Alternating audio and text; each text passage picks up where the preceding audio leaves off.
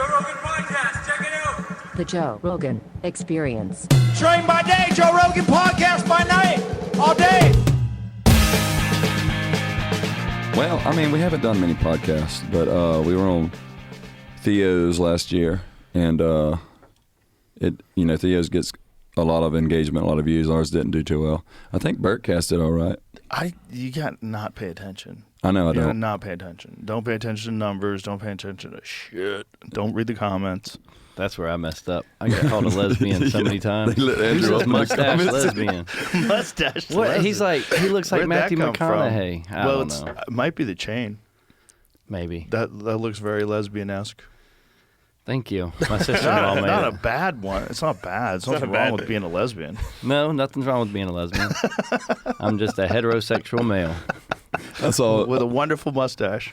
I went back to the comments last night, and Don't I do did. that. And somebody was like, "Andrew, come on, man, don't sit with your legs crossed." That was just the latest one.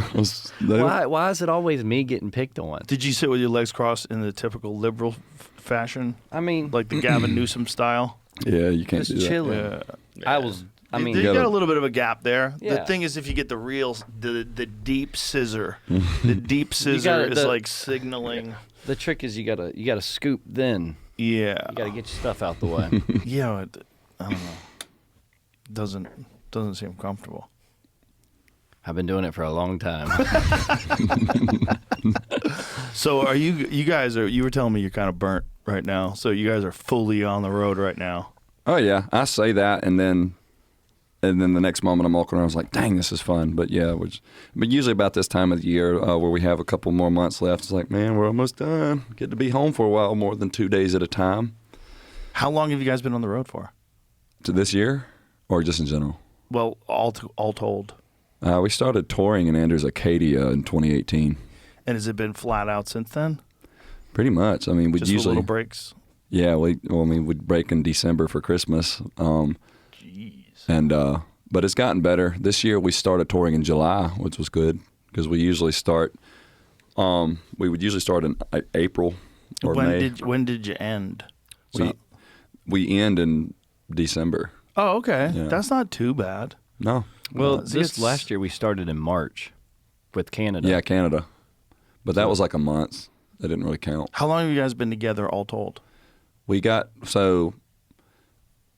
This Red Clay Strays got together in December 2016. But before that, Drew was the manager of a cover band, and Andrew was the bass player in the cover band. And What were you guys covering? Everything. the good stuff. Yeah, just blues, just like really bad blues. Yeah, we used to Mostly, run yeah. people out. In country. Yeah. And how did you guys all get together? I met Drew through a mutual friend. We were working out in the gym together. I was in high school, and Drew, this guy was like, "Hey man, I got a buddy. He's kind of down on his luck. He's like squatting in my dorm, and I want to give him something to do. I want to give him something to do." I didn't think I was down on my luck I'm that just bad. Nobody repeating ever what I- does, man. Nobody ever does. Dang, dude. I'm just repeating what I heard. And so Drew had never done anything like that. He had never booked he was trying to be a middle school teacher football coach. That's what he was going to college for. And Why middle school? High school, college, that was the goal. I know, but Realistically. never had it. That's just where I was going to land. 10-4. Never done anything in the business though, and he just like, what did you say? He's like, I'm gonna do everything I can to help you make it. And I was like 18, and he was like 22, 23, and he had us playing in every single bar on the Gulf Coast, and we didn't know anything about the business either. So the manager booking agent fee is 15%. We didn't know about that, so we cut him in evenly. Oh boy. Yeah, and so he'd show up and drink beer at our shows, and he'd always be at our practices, and he was fully committed, and so he got an even cut, and he ended up turning his life around, and he was able to scoot around and buy burgers and not be down on your luck anymore. Hallelujah. I think that's impressive. Never done anything like that, and you stepped up and became a legitimate booking agent and a legitimate manager. Yeah, I mean, I just saw something I knew that was incredible, and I was like, all right, well, what do I need to do to get this guy in front of people? and I would sit in, like, I worked for the equipment staff at South Alabama, and I would sit in the equipment room between washing jock straps and, like, you know, setting up cone drills or whatever, and just, like, put Post-it notes up on the wall and just write numbers down and just call all these people until, like, somebody picked up or, like, hey, like, what's the email for booking or whatever, and I'd just book as much as I could. So it was basically just learning on the job, trying to figure it out as you go. Yeah. No experience in it whatsoever. No. Wow. That's a cool story. Yeah. And it was all just based on your talent. Nah, I mean, But it was what you saw, right? It was. Well, yeah, that night you met, the night we met, the night I met you. Yeah. Yeah. I mean, like, the first time I heard you on a cell phone recording, I was like, eh. He's okay. And then I heard him in person, and I was like, "Oh my God! All right, what? Okay, what needs to happen here?" And yeah, I had no idea. I was just fully winging it, you know. Wow. Those are the best stories, though. Yeah. You know, the best stories are not started in some fucking boardroom somewhere where a bunch of guys sit down with headshots and demos and try to put people together. The best stories happen just kind of like, what? What were you doing? Post-it notes. You just called people? Like, those are the best stories. We didn't even know how to set up music equipment. Like, we would have our main set up behind us, and so the microphones would be feeding back into the mains. We didn't know what we were doing. We just knew we wanted to play music. So we'd show up to these bars and most of the time run people out and clear the room out because didn't know how to play music that well either. Just guitar amps turned up, and we would show up and just ruin people's evening and clear out a bar. They're trying to watch a football game, and we show up playing Allman Brothers, and just our guitar players just always crank their amps. We did have an old man drummer, though. That was the only thing about that band before Red Clay Strays. So that was, you didn't have to worry about the drums being too loud, I guess, because he was just doing his thing. He ended up quitting when we started traveling more. And that's when we started holding auditions. And we were going to audition this one guy, and he flaked. He couldn't make the audition. We rescheduled him, and he couldn't make the audition again. And then we were like, how did we get in touch with John? When did we audition him? There's a Ethan who was in Papa's medicine cabinet. Yeah. I reached out to him. I was like, man, I know you play drums. That was the best band in town at the time. I was like, I know you play drums. You probably know a good bit of drummers. Like, you know anybody who could use some work? And John was playing in a band called Ryan Dyer Band back home. And he said, they just separated from that band. So John's available. You should get him for a tryout. And I was like, hey, dude, you want to come play with us or whatever? And he showed up, Blair and Skinner, with him and his brother and like an SUV or something. Yeah, we We're had like, this is going to work. We had the auditions in Citronelle, Alabama, which is like up in the sticks, and he didn't have a phone. So he's like, meet me at the Hardee's at like, 6:30 or whatever time it was, because we couldn't call him once he left his house. And so Andrew left. You were driving the Firebird at the time. Yeah. You left in the Firebird and met him and brought him back, and we auditioned him then. And the audition went great. He showed up with his brother who played piano, and his brother wasn't trying to join the band, but his brother just played with us. And just the first song we played, we tried him out with an original that we were working on, which was a terrible song also. But Yeah. Andrew and John locked in immediately, and they hit all the pauses together, and I just remember still being blown away by that, just how quickly y'all locked in, and it still shows today on stage their chemistry. They've got some kind of telekinetic thing going on, I think.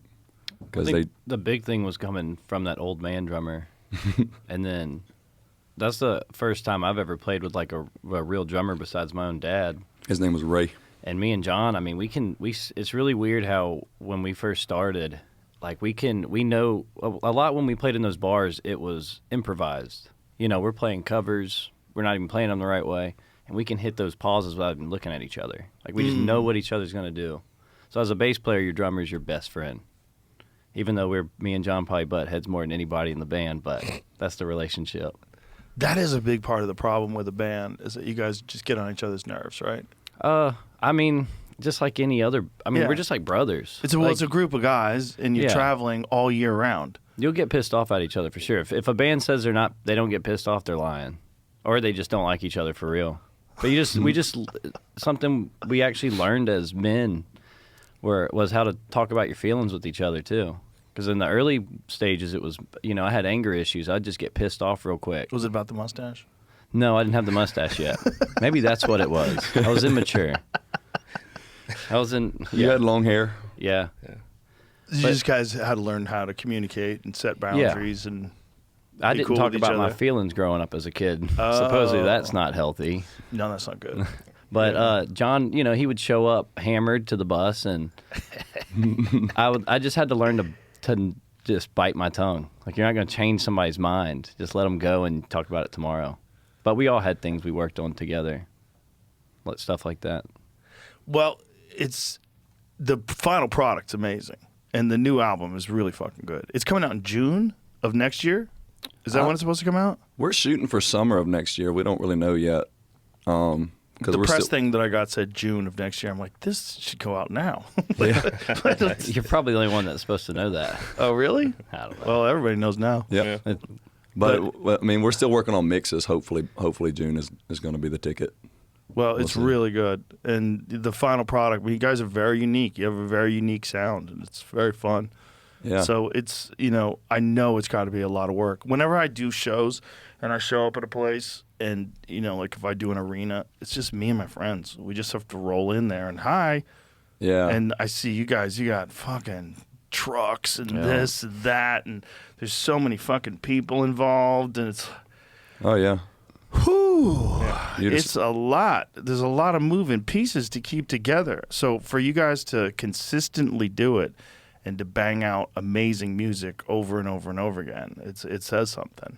Yeah, man. And we just had to grow together. I mean, even at that rehearsal, we were like, we got one more rehearsal. We got one more tryout with the guy who flaked out on us. And John was like, who is it? And I was like, it's Travis Patch. And he was like, oh, you're going to hire Travis Patch. But I think Travis Patch, he couldn't make the next tryout 2 or something. And, like, all right. And then that band played for a couple more months and broke up. And then we hired Zach and just tried out Zach immediately. He just came in shredding, and he was always a great guitar player. And then that's when we became Red Clay Strays. Who came up with the name? My brother. Oh, really? Yeah, it's not an interesting story at all. We get No? asked all the time. No, we were just in that first stage of, like, coming up with a band name's the hardest thing in the world, and we had nothing really that we liked. We had the Dirt Leg Trio, Brandon Lane and the Hurricane, Yeah. That's my middle name, Brendan Lane. and then he shot that over. Yeah. And I didn't like Red Clay Strays. I don't think any of us did. Brandon Lane and the Hurricane sounds good, too. Yeah. Yeah, we're on the I Gulf might have Coast. voted on that. Yeah. The Drew came up with that one. I like that. But Red Clay Strays is great, too. Yeah. It was- Yeah, that's good. You have 2 great ones to choose from. if I need to start another band, I have it in the chamber. Well, talk about that another time. I'm just kidding. God, hopefully not. It seems like once you got it all together and it's working, like, don't fuck that up. Yeah, man. I don't understand why bands break up. I don't get it. I don't know how they stay together. Really? Yeah, I just can't imagine. I've had so many.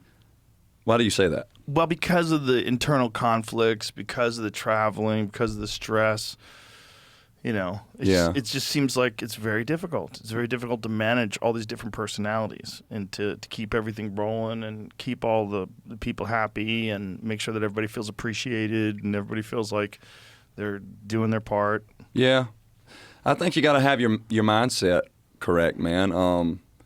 And for us, it's a God thing.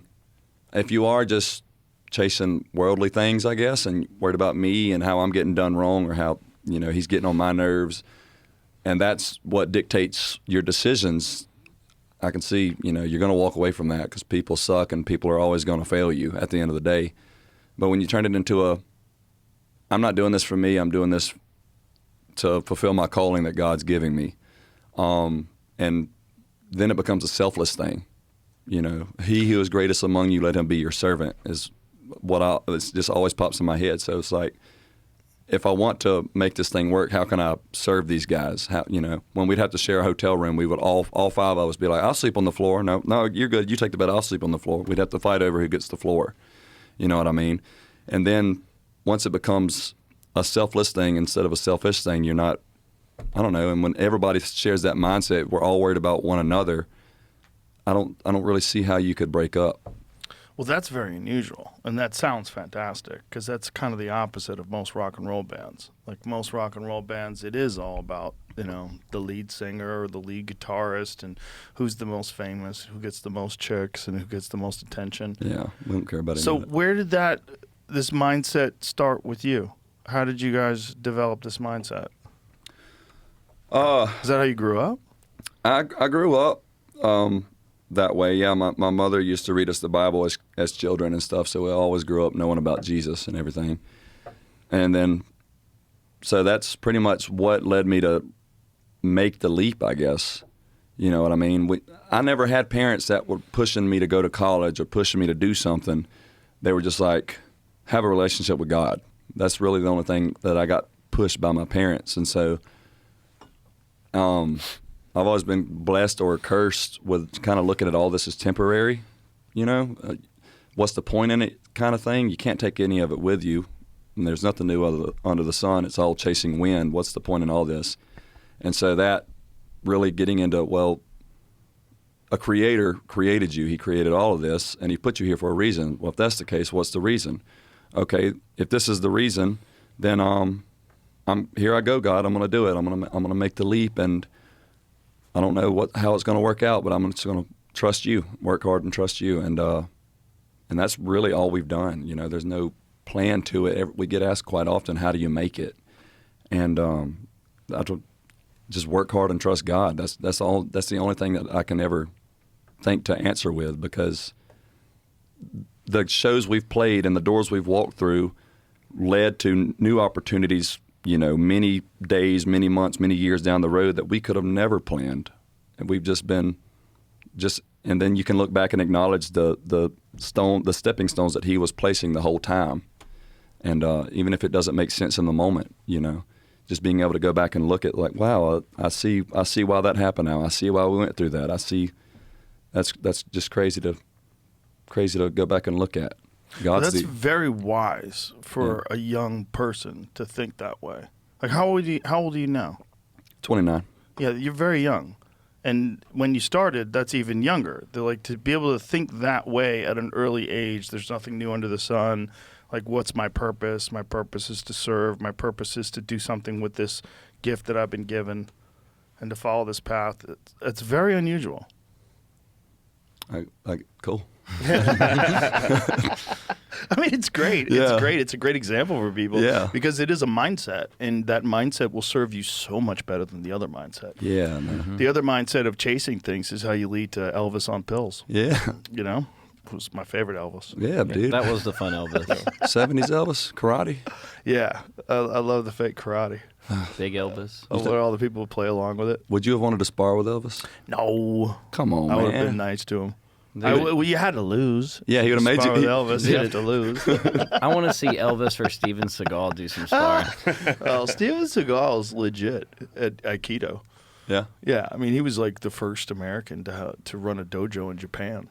Dang. Yeah, he was a legit Aikido practitioner. Now, the benefits and the practicality of Aikido are hotly debated. It's not really a great martial art as a standalone martial art. It's really for samurais to fight against someone who has a sword. So if you lose your sword in combat, you have to understand how to transfer the momentum of energy that someone's attacking you with a sword. You have to be an expert at manipulating their attack and using it against them. But as a standalone martial art, it's not very effective. See, I thought he had some of those videos where he was like, he just touched somebody and they would fly across the room. Not really. He had videos where it was demonstrations. So guys would run at him with a very specific thing and he would flip them. Yeah. But he could fuck you up, you know, if you didn't know what you were doing. But the problem is, if you knew what you were doing, you'd fuck him up. Yeah. You know, but he's a big guy. The thing about it is, it's just, no one back then really knew what the best martial art was, so you chose one and you got really good at it. You know, that's the thing. When something truly works for you, you want people to know about it. AG1 Next Gen is your daily healthy drink. Just one scoop combines your multivitamin, pre- and probiotics, superfoods, and antioxidants into one truly simple, delicious habit. I partnered with AG1 for so long because they're committed to constantly improving. And their latest clinically studied formula features more vitamins and minerals for more comprehensive support while still maximizing absorption in the body. And I know I've talked about AG1 for a long time, but if you haven't checked it out in a while, now's the time. AG1 has a lot going on, including new flavors, berry, citrus, and tropical. That'll make showing up for your health even better. You can be an athlete, you could be a gym rat, you could just be a normal person, and AG1 is going to help you feel your best. When you subscribe today, you'll get a free bottle of AG D3K2 and 5 AG1 travel packs with your first subscription order. Just head to drinkag1.com/Joe Rogan or click the link in the description. That's drinkag1.com/Joe Rogan. And now the Dagestanis are taking over. Yeah, well, that's grappling. It's been around forever. Yeah, of course. Wrestling.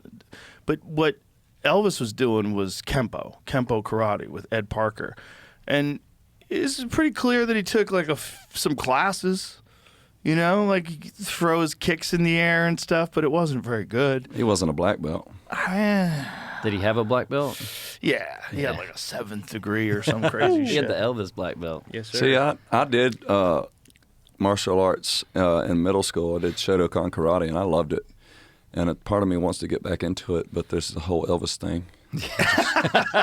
He'd never really lived Yeah, this down. is Elvis. Yeah, dude. But by the way, back then nobody knew what was legit and what was not legit. Like these thrusts, like this, they're pretending they can hit him and he doesn't feel it. One of look at this is so crazy. Like all this is just fucking this nonsense. is going to be branded on Halloween. This is fucking nonsense. Yeah. Hey, dude, he was on top of the world. He was. Not only was he on top of the world, he was the first guy on top of the world. That's really the important point, is that he went crazy for sure, but everybody goes crazy when you get that famous, and no one had ever been that famous before. Yeah. There was no guidebook for him to follow. There was no Michael Jackson before him. There was no Prince. There was no nobody. So it's just nobody can handle that kind of fame, especially in the 1970s. Like, nobody knew what was going on. Blew up at 19, I think. Yeah. No way you're going to be normal. Good luck. And then you got an evil manager that's feeding you pills, and you're all fucked up, and Yeah. you're stuck in Vegas, and he's gambling everything away. Yep. That's going to be my manager. Dang. we pick on Cody. You just met him back there. It's like, you're just going to end up being Colonel, bro. One day. The snowman. No, we hold each other accountable. Well, that's good. Because at least now, for famous people, there's a roadmap. Yeah. And you can kind of see where the pitfalls are. You can see, oh, that's Britney Spears Road. Don't go down there. You know what I mean? Like, you can see all the things that people have said. You know what I'm saying? Yeah. Like, you've seen all the different ways that you can ruin your life and get caught up in the moment. And then also, the fact that you're very religious helps a lot because you don't believe the hype. Right? Like, you believe in higher power. You believe in something that's bigger and greater than all of us. If you believe in that, you will not get caught in this bizarre mindset that befalls many, many stars, where they think they're superior to everyone else. Because they get treated that way. That's the reinforcement they get. Everywhere they go, people are cheering when they see them. People want them to sign things and take selfies with them. Everybody wants a hug, and everybody wants to be your best friend. And you really start to believe because of the information that you're getting. The information you're getting is I'm better than everybody else, right? And if you don't have a lot of personal insight, and if you're not very objective and introspective, you will buy into that, and you'll start behaving and believing like that. And then comes the pills. Yeah, dude. I think Pick yourself back up. I think that's where we benefit from like a solo act, is that we have five individuals that are going to check each other. We always say the pack will correct. Yes. So if somebody acting out, we might let you go for a couple days, but then you're going to wake up and we have a come to Jesus meeting. Yeah. We've done that. All of us have had that at some point in our careers together. That's great. And That's very good. we always, too, just think about what you were talking about. we think we suck. Yeah. So, like the feeding into the I'm better than everybody. Oh, I'm famous. It's like, well, it's probably downhill from here. You know, people they find new hobbies and new things to like. Especially now, faster than ever. People's attention spans are so short nowadays. It's like, Oh yeah, they forget. we're on about you top right quick. now. Yeah, but they'll forget about us. I think you're much better off being heavily critical of yourself. Yeah, Yeah, I think so too. I 100% agree. Yeah. Like, I don't never want to be content with anything I'm doing. Like, I always will have notes for myself. Like, even after we have like a solid show or something, I'm like, well, I just missed like 10 notes. And it felt like Guitar Hero in my head, you know, when you and they start booing you. That's what happens in my head. Just like, get it together, man. You know? It's better that way. Yeah. I mean, that's going to force you to constantly work at it, constantly try to get better. The people that believe that they're the best already, you know, where are you going to go from there? That's exactly how we think. Yeah, there was. We get asked a lot at VIP. What was the moment you knew you made it? I was like, I don't want to make it. What's Yeah. after making it? You know, Yeah.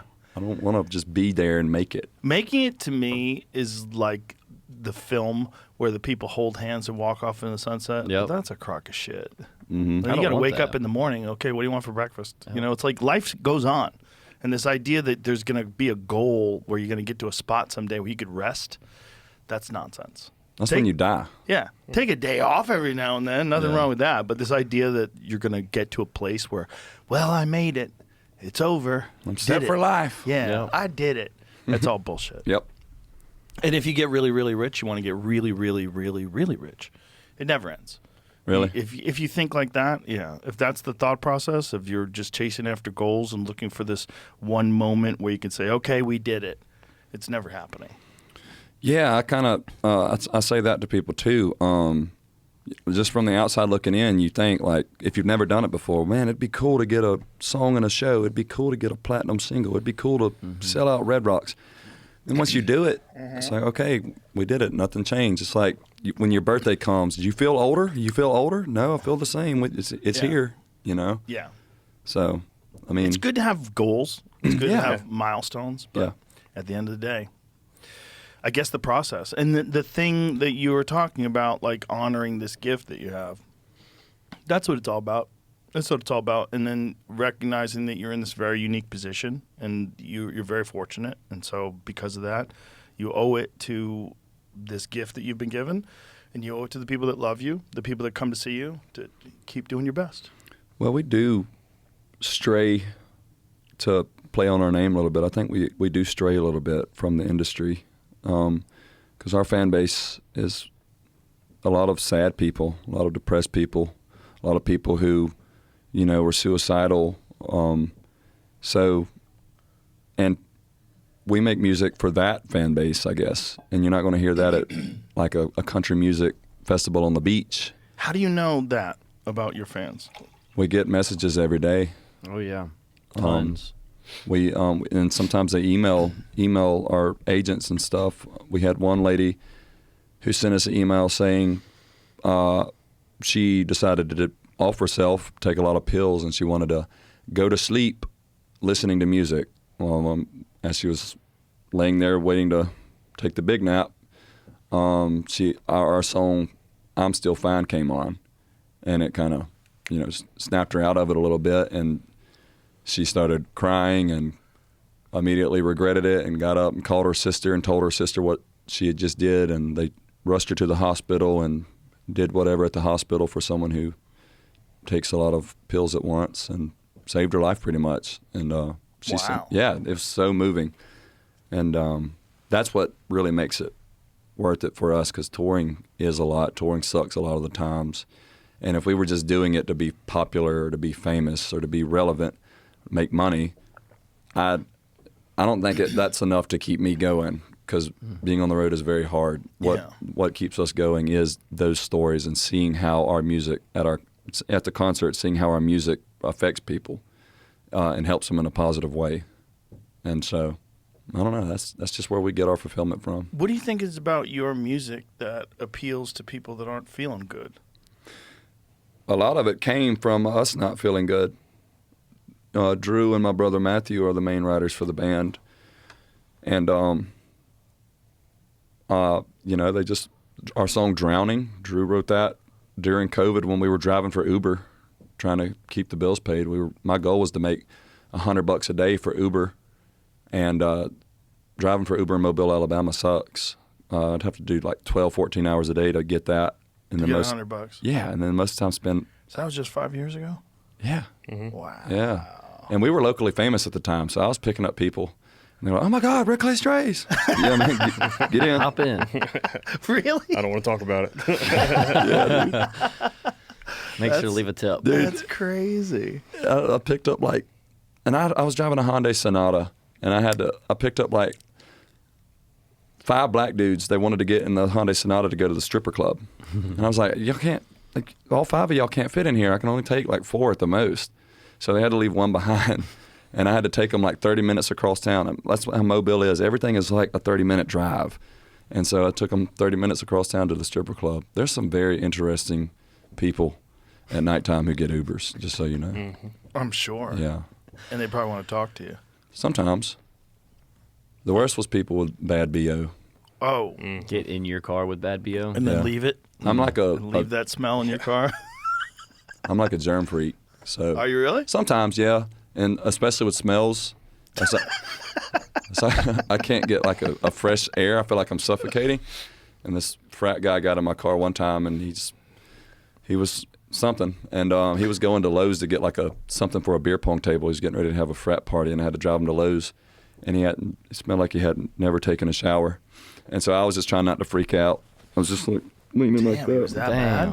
Yeah, for sure. And I was sweating by the time he got out of the car. Yeah. Dry heaving up front. Driving 100 miles an hour to get him out the car. I'd pick some people up. Oh, people just put too much faith in Uber drivers. I'd pick up people from the hospital. Yeah. I picked up a blind lady from the hospital. That's what they do if they don't have any family. They'll call them. They'll get them an Uber. And I had to help this blind lady get into her house. I picked up this one guy fresh out of surgery. He couldn't walk. I had to get him in my car. And they got him a hotel, I guess. So I had to take him to the hotel. And I had to carry him out of my car and get him in his bed. And I was just thinking, what if this wasn't me? Right. You know? What if it was a 80-pound lady? Yeah. Yeah, or just somebody who didn't even care. Get out of my car, you know?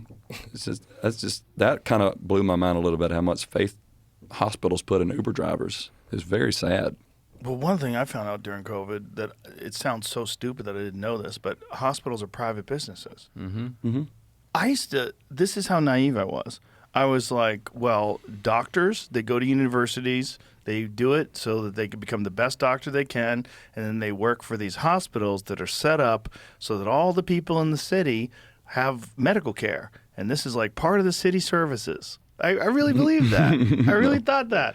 And then I have some friends that are doctors, and they would tell me, no. Not only that, you're incentivized. You're incentivized to push certain medications. You're incentivized to do surgeries that maybe people don't need, and you have to challenge your own ethics because you'll be talked into doing surgeries that this guy, you kind of could justify it, but really you shouldn't get it. I'm like, oh, fuck, man, really? And then, I've had friends that left and started their own practices because of this, because they tell you, you just, at the end of the day, why did I go to school? I thought I was going to school because I wanted to learn medicine, because I thought that would be a really fascinating way to make a living and very rewarding. You're helping people that are injured, that are sick. And then he got just enlightened to, what the business really is. And it's just about numbers. Yeah. Mm-hmm. He got sick. Instagram Reels will scare you, too, with all that stuff. Oh, dude, I went down a rabbit hole last night.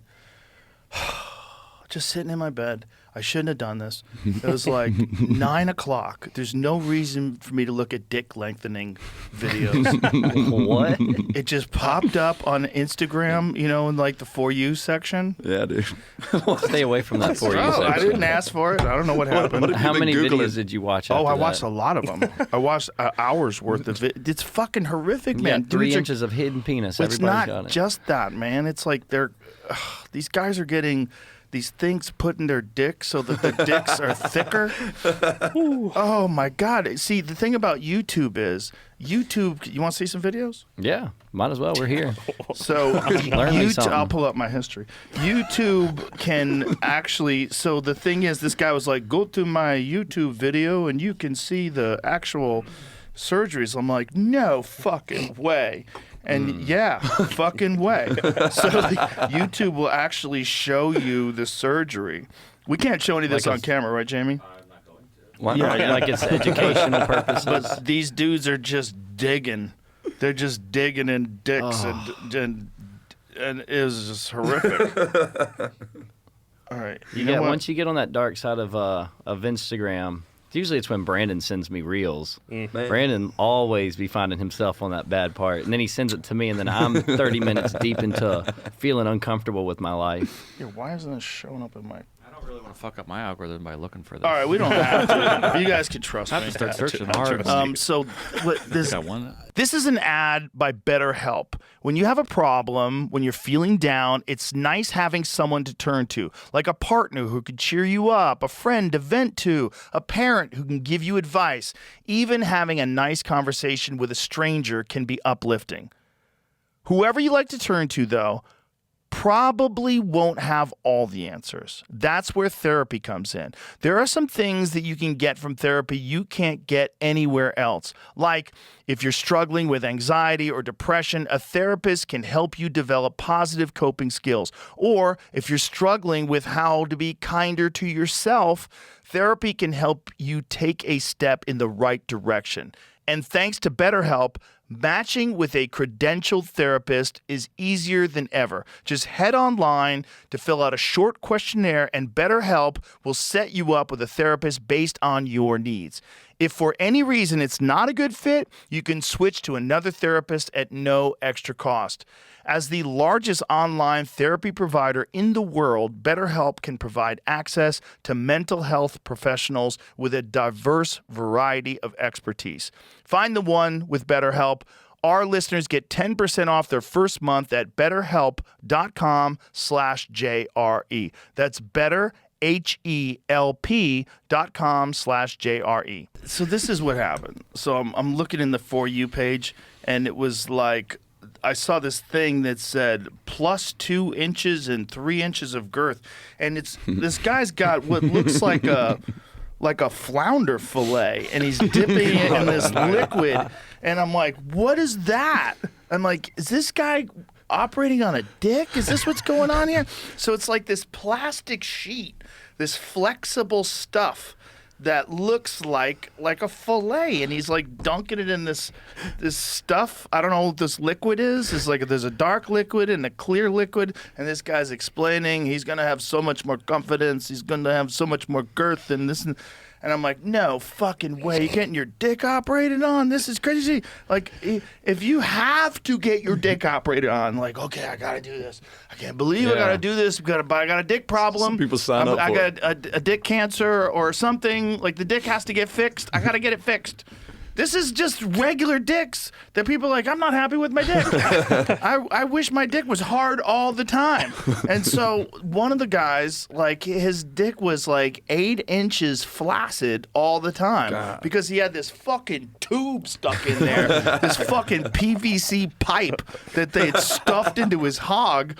And it's just, and so in YouTube, because it's medical, they can show you. So the guy just drops his shorts. I'm like, no, fuck. And this guy's get this Franken penis, and with, like, by the way, he's got the head of a little dick, but the body of a giant dick. So it's like, you know, like they took a guy who's like got a little tiny body, and they popped his head off and put it on a bodybuilder's body. Jesus Christ.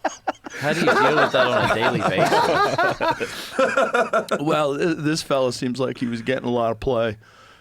He was Good in for the him, dude. He was in the rainbow community, And it seemed like he was just slinging that dick all over town and quite happy that it never got soft. Quite literally laying pipe. Yeah, literally piping. Do you ever? Oh, That's Jesus, just using Jamie. It's a banana. That's a banana. Okay, all right. They're showing how they do it with the Yeah. banana. Well, what is this one? Oh, This is squirting some girth. See, stuff that's in where it. we Oh, would- this is a fat injection, and this guy was dismissing fat injections. Like fat injections are nonsense. all right. You need the plastic. I think I would pass out. You wouldn't Well, even you need to probably do. wouldn't be awake. You wouldn't need anesthesia on me because Yeah. I'd pass There's a out. lot of, well, that's And then one guy they install. Oh, Oh, that's those legs crazy too. extending? Where they break That's their some legs and they wild stretch stuff. it out. There's a guy that I've been watching. What is it? Brian the Sasquatch? That's his new Instagram? The guy was already 6 feet tall, but he wanted to be 6 foot, and he's a gigantic dude, like built like a brick shithouse. And he got his legs stretched out like a year and a half ago, and he still hasn't recovered. Yeah, How far I do- imagine not. But your mechanics are all off. Yeah. So if you were an athlete and you are used to having the legs of a 6 foot man, and now your legs have grown 6 inches, like you're.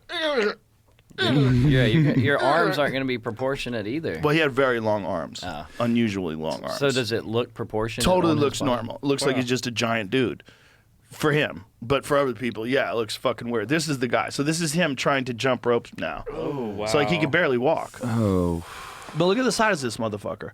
So he's got kind of like this is him now. his knees aren't even. No, he's all messed up. Yeah. Like that's why he's got like knee braces on. I'm sure his knees are super confused.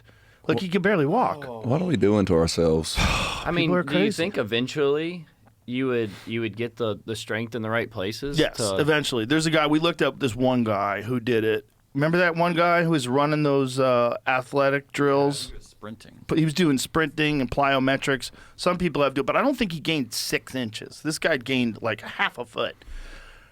Look, they're going to get to the point where with CRISPR, they're just going to edit your genes, and there's going to be no normal-looking people anymore. Like Yeah. all the interesting personality quirks that you have to develop because you got a weird chin, like all that shit's going to go away. It's getting weird, man. They're trying to get rid of Down syndrome. Yeah.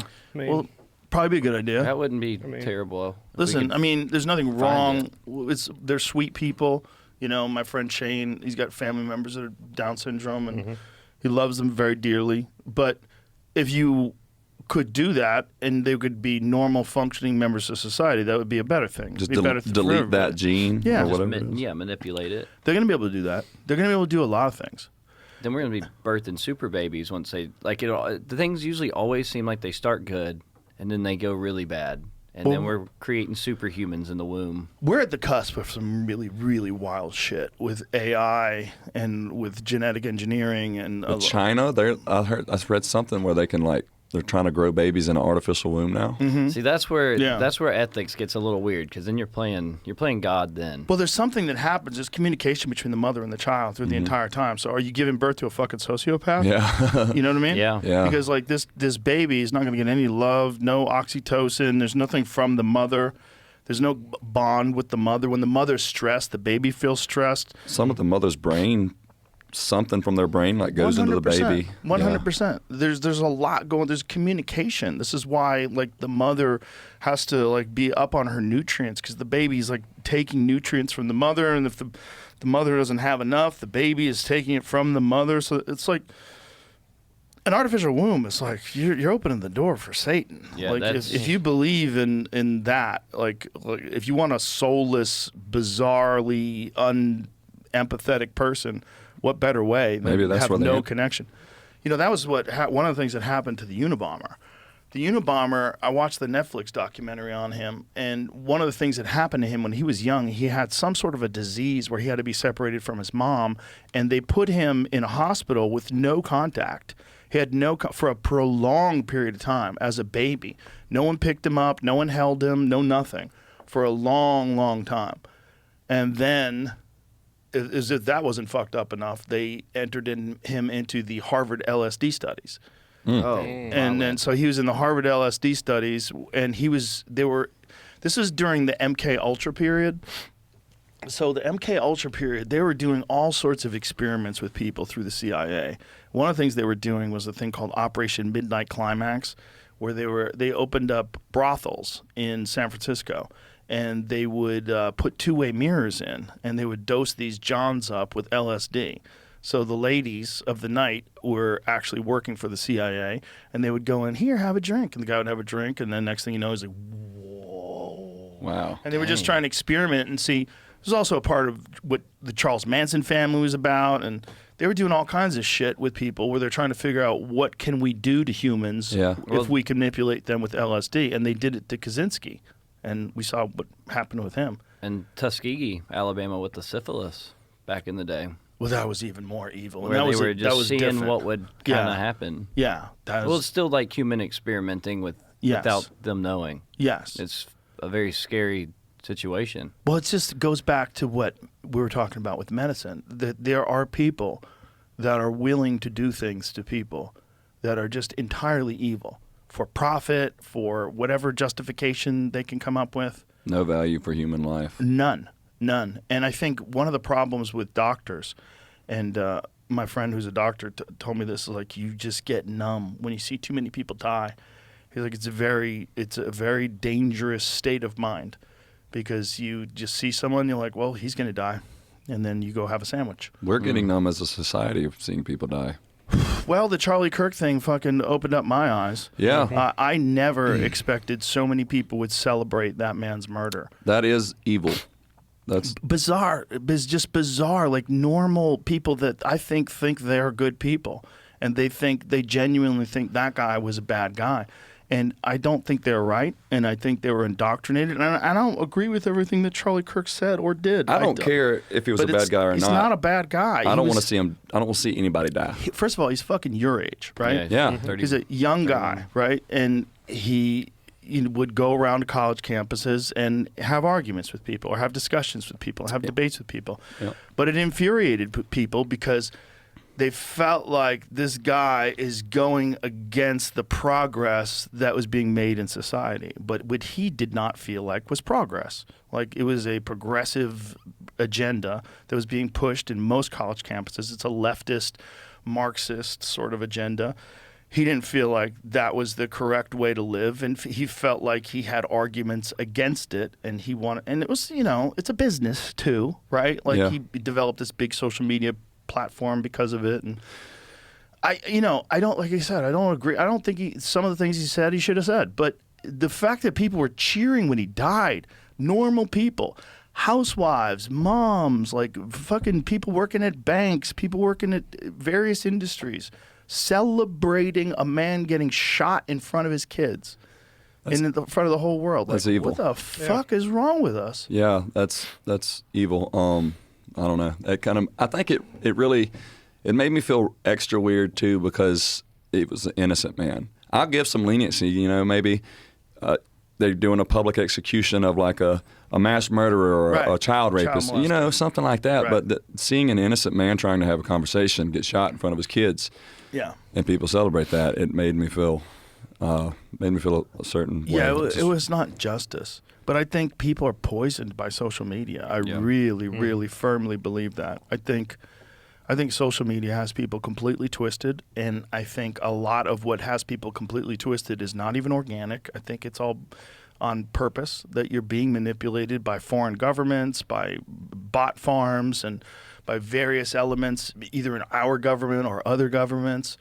And they do it for their own agenda, for their own ends, and it's dark. Well, there's a Proverbs verse that I can't remember where it's at, but it's like, he who doesn't find me harms himself, and he who loves death hates me.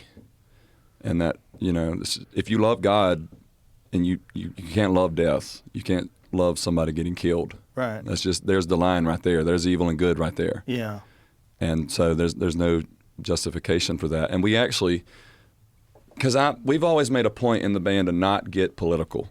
We don't care what your politics are. We just come listen to our music and come have fun at our show. We don't care. Every one of us in the band, originally, we all have different views politically and religiously in some type of way. But we managed to be brothers and, be in a band together. So I've just gotten, and I love a good political talk, but lately I've just been so jaded from it. So, and I don't want to ever divide my fan base or anything. How you vote or how you believe is none of my business. We are here to entertain you. And so I'd never want to use my platform to do that. but we're just we got so sick of seeing people put politics above humanity. We had wrote a song about it in April in the studio called "People Hating," and we wasn't going to put it out as a single. At first, we were going to do another song, but after the Charlie Kirk thing, it's just like, hey, we got together and we were like, I think we need to put "People Hating" out instead for the first single, because it's just we've got to start. We've got to stop killing each other over beliefs and stop hating each other over beliefs, you know? Yeah, it's fucking insane. Everybody's race is different. Everybody's experiencing life different, and everybody's trying to figure it out the same as you are. And it's just really weird now. It's really weird, and it's celebrated to hate people. And that's the weird part. And most of us know that that's wrong. And that's why, like, when this Charlie Kirk thing happens, there's a giant blowback. And most people recognize, like, hey, as a collectively, as a society, this is not right. Regardless of whoever that person is, whether that person's on the left or the right, they just got shot in front of the whole world. It's not a thing to celebrate ever. And especially when you're seeing people on the left that are supposed to be progressives.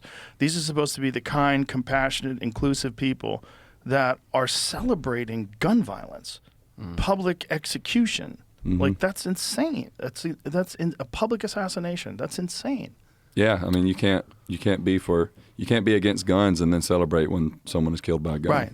Yeah. No, it doesn't make any sense. But that hypocrisy is just a symptom of where we find ourselves. We're all just, so many of us are confused because of the rhetoric online. And again, a lot of that's not normal. It's not organic. It's not real. It's not real people. And it's not what you would ever get in real social circles of healthy people. Yeah. You're only getting it through this very bizarre filter of just text on social media and videos where someone's just talking to the camera, celebrating on social media. It's like, it's very strange. Most of the time you walk around, because we travel all over the place, and most of the time when you walk around, stop watching the news, get off your phone, and just walk around in society.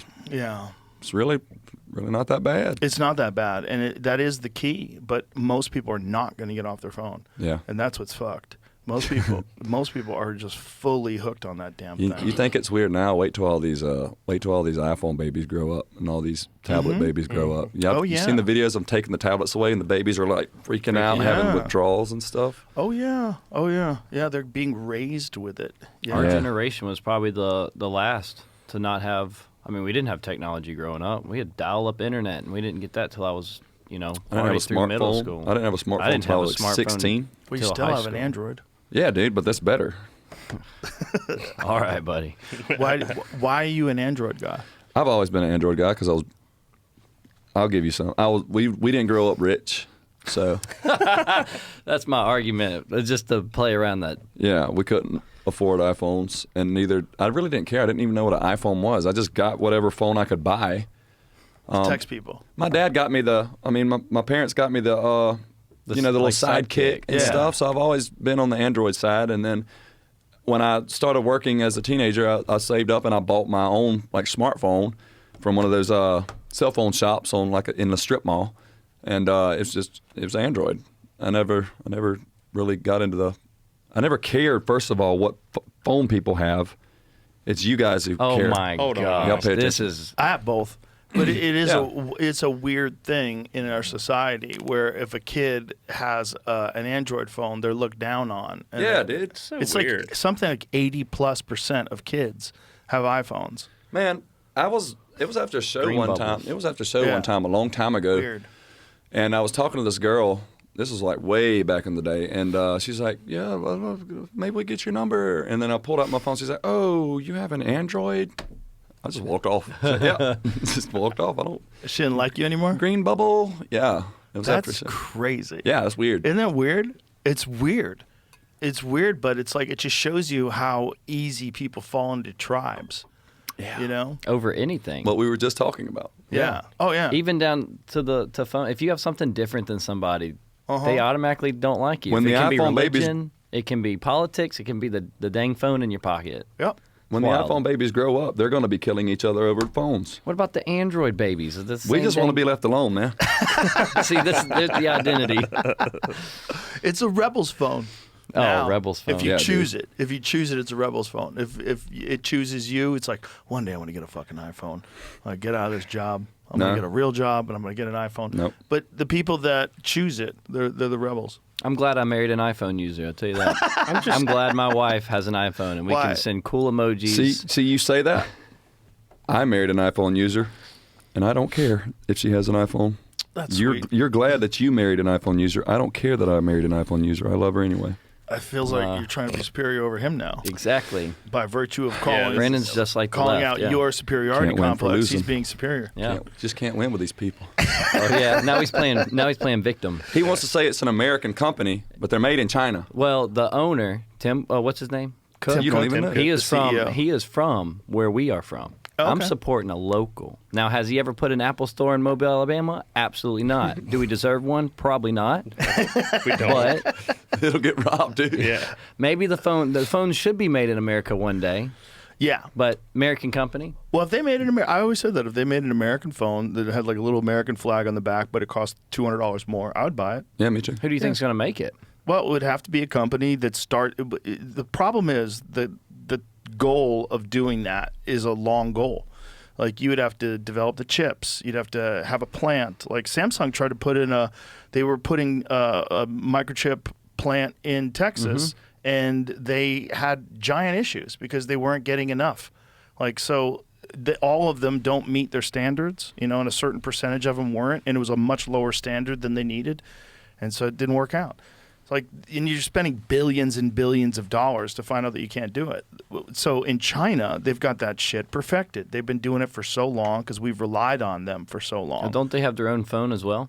Oh, they have a lot of phones. Isn't it? Well, I don't forgot what it's called. They have a special Chinese phone. Well, Huawei, because they were banned here, so Google and Apple wouldn't let them use their operating systems because it's basically a spy device. Yeah. But guess what?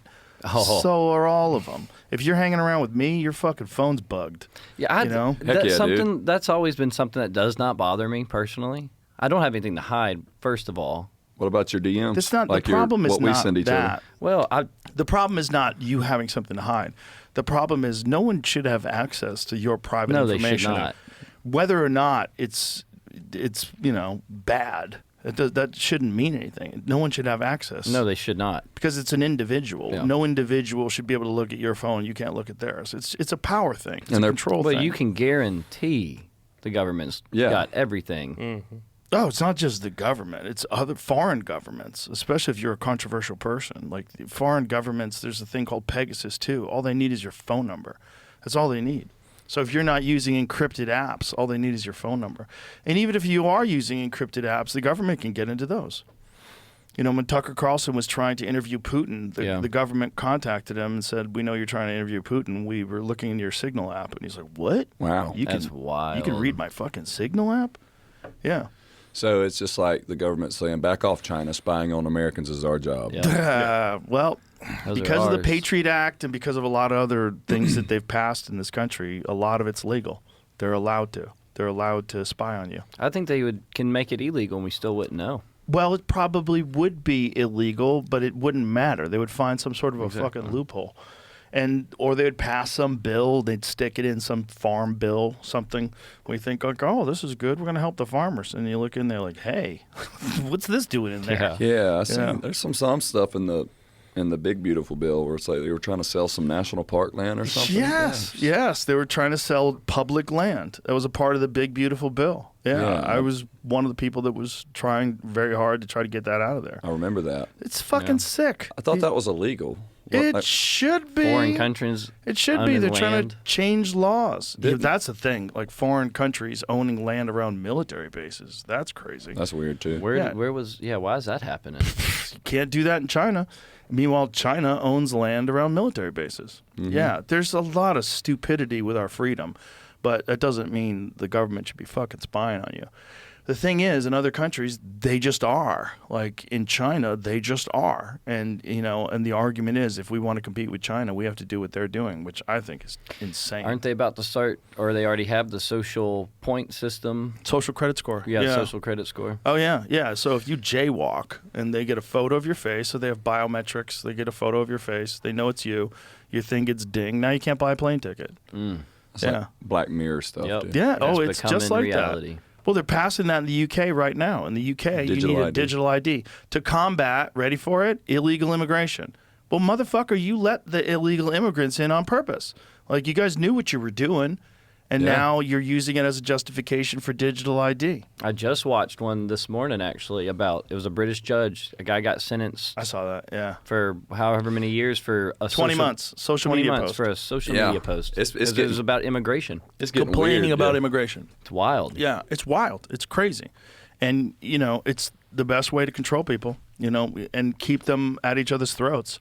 Like, bring in a bunch of people that the people that live there don't want there and let them duke it out, and then start instituting tighter and tighter restrictions and control. Yeah, I see all that happening, and it always makes me wonder. I wonder how it's going to go down here, because we are the different ones with the guns and stuff. I wonder how far it's going to go here before something happens, something pops off. They're gonna try. They're Yeah, gonna you know that. They're You gonna know it. try, and they're gonna keep trying. They're gonna continue to try, and they're gonna try to sneak it in. And if it's not for independent journalists that call that shit out, we would be in real trouble. It would have Yeah. already happened. It would already happened. They would have put it. They were trying to institute a vaccine passport, and the vaccine passport would be attached to a digital ID so that you would know. But that digital ID would then be transferred to a social credit score, and then they wanted to do a carbon tax. So they want to do a thing that tracks your carbon. So it tracks how many miles you drive, tracks your purchases, so it tracks how much carbon you're contributing to the environment. It's crazy. And somehow paying more money will stop that. Oh yeah, that's what we need to do. You just need to tax people more. Yeah. Tax people more, and it's all going to come and make normal in the end. It'll be perfect. Yeah. Utopia. Farmer with cows, you got to pay taxes on those cows because they're farting. Because they're farting. Well, how about in other countries? They're killing cows. They're forcing them to kill cows because the cows are producing too much methane. So they're saying you have to kill 2,000 cows, 1,000 cows. Wow. Food. Yeah, so they control your food. That's exactly what it is. I remember when all those chicken farms or chicken houses burnt down yeah. a couple years ago. Yeah. That was really weird too. Yeah, it's real weird. But the chicken houses do burn down. What's Yeah. also weird is they had to kill a bunch of chickens because some of these chickens had bird flu. Yeah. Well, hopefully Wasn't that's true. people's livestocks, Brandon, popping up dead too? Bunch of cattle? There was a couple of years ago. Years This one farmer posted a video like all of his cattle were just dead in the field. and they said it was because of the heat or something. But this farmer had just tons of dead cows just all of a sudden. And it was going on the same time as the chicken houses burning down, so it could have just been news adding on to news kind of thing. This is what's in right now. Maybe it's aliens. Yeah, maybe so. Like cattle mutilations. Well, I mean, the alien thing is just another interesting topic. Like I'll get there's random times where people are seeing all these crazy things in the sky, and it's like a big deal for a few days, and then you don't really talk about it anymore. Did you see that one thing that lady was filming? She was like, "Hi, do you know Jesus?" And the wheels were like going crazy. No, what is that? It's like It's also hard to know what's real. Yeah, I know. 'Cause AI, AI. yeah. You know? Yeah, see, and the interesting thing about that though is somebody in the Bible described seeing something, one of the angels or something. Ezekiel. Yeah, and the wheels on Wheel wheels. within a wheel. And that's what this Yeah. thing was. And she said, "Do you know Jesus?" And then the wheels would just start spinning really, really Yeah. fast. And I was like, "Whoa, man! I hope that's real. That's pretty cool." Oh man, is Look. this it? Yeah. That looks like a I rocket knew I launch. can, but my fingers don't work. She said- zooms in on Sorry, orb guys. and speaks to it. Sorry, guys. She says, "Jesus loves me." She's definitely have an android. Look how Yeah. fucking she is. It's gonna turn into the moon here in a second. Watch. Well, that's the thing. If you zoom in on stuff, especially stuff through the atmosphere, things look very blurry. Like if you zoom in on stars, they totally look like there's some sort of a fucking spaceship. See But it's how just a star. she said when she says, "Do you know Jesus?" It starts starts moving. I think it's towards the end, but yeah, you get the idea. It's just Yes, That he looks is. like You know, kind of looks like a Jesus. weather balloon. Jesus is awesome, Maybe it's isn't one of he? them Chinese spy balloons Wait, again. play that. Let me hear her say it. Jesus loves me. yeah, look. Oh, you know Jesus. You know Jesus. You know Jesus. Jesus is awesome, isn't he? Yeah, Jesus rocks. But if that is real, Yes, dude, he is. and that random lady's just filming that, Well, that is the weirdness of the people that think that they can call these things in. So there's a group of people that supposedly successfully, they sit out and they have this intention. They go out into the desert in a clear night sky, and they have this intention to call these things in. And they're all silently calling these things in. And apparently it's effective. Occasionally, I don't know how often, but it's not zero. Sometimes these things show up. who's that guy? Interesting. He was on Sean Ryan. He's Yeah. an old man, Chris something. But people like celebrities go out to his land, and he's like, I can call these things on command. They'll show up, and people go out to see it. Yeah. I don't That's know weird. about all that. Yeah, It's hard. You should go to. You should go there. investigate. No, I don't want to. People will trust what you say. Yeah, but the problem is I don't know what I'm seeing. Well, don't tell right? anybody. Just go out for yourself. The Yeah. thing is, like, you don't know what you're seeing. It could be a drone. It could be anything. Yeah. It could be fucking Starlink. This guy Do you said, have to pay to go do it? That's a good question. I can't remember that guy's name. It's driving me crazy. But yeah, he wrote a book called UFOs of God, and I started listening to it, and I'm just terrible about reading books and stuff. So I got like the first 3 chapters in, but it was really interesting. NASA showed up at his house. Here yeah. it is. Chris Bledsoe. Yeah, I watched his Sean Ryan, I think the guy's name is. I watched his podcast. It was an interesting lesson. And so this guy, what does he think these things are? They're related with God somehow. They're This is what Tucker believes. yeah, I There's a I lot believe of it people, too. A lot of people believe that these things are not from another world, that they've always been here, Yeah. and they're a part of our world that just don't show themselves to us. Does this guy have videos of these things? Watch this with an open heart, okay? Show me what you got. Okay, something moving. Oh, There's a lot. okay, what the fuck is that? I think you should go out there and check Fireflies. him out. Just don't tell anybody. That could be bugs. I see that if I look up in the sky in Austin all the time. Yeah, but that thing moving across the sky, that is Oh, odd. that's different. Yeah. That thing's very odd Yeah. because that's clearly moving. You see Plain flashes. But the thing is, it's like you're zooming in, right? So you get distortion, right? Yeah. So you don't know, and see it's going behind the cloud. That you don't know what that is. Yeah, have you ever seen the Thank you, space station TikTok. fly over? Kind of looks like that. The- How have you seen the space station fly over? Yeah. I've seen I it have once. pictures of it before. Does it look like that? So, yeah, it's really Just a slow white moving. It's like light? yeah, it's just a tiny It's little usually dot. just one though. Well, the rest of those, the rest of that stuff kind of looks Probably like bugs. fire. Yeah, that Guys looks are like looking bugs. From Yeah. the backyard. That's the problem. They're Is that tracking like something. if you're zooming in on this thing, the stuff that flies in between that looks like it's moving really fast and flying across incredible space. Yeah, that easily could be bugs, Especially if you're like. but maybe not. So, yeah. That's the problem. Interdimensional angelic beings. Is that what he's calling them? That's what it says. Hmm. There's more. I'd like to see some documentation. My sir. dad was Go healed. out there, dude. Wait till the end. What happens in the end? It goes behind the cloud. Oh, They simply come when we ask in prayer. Countless others were healed too.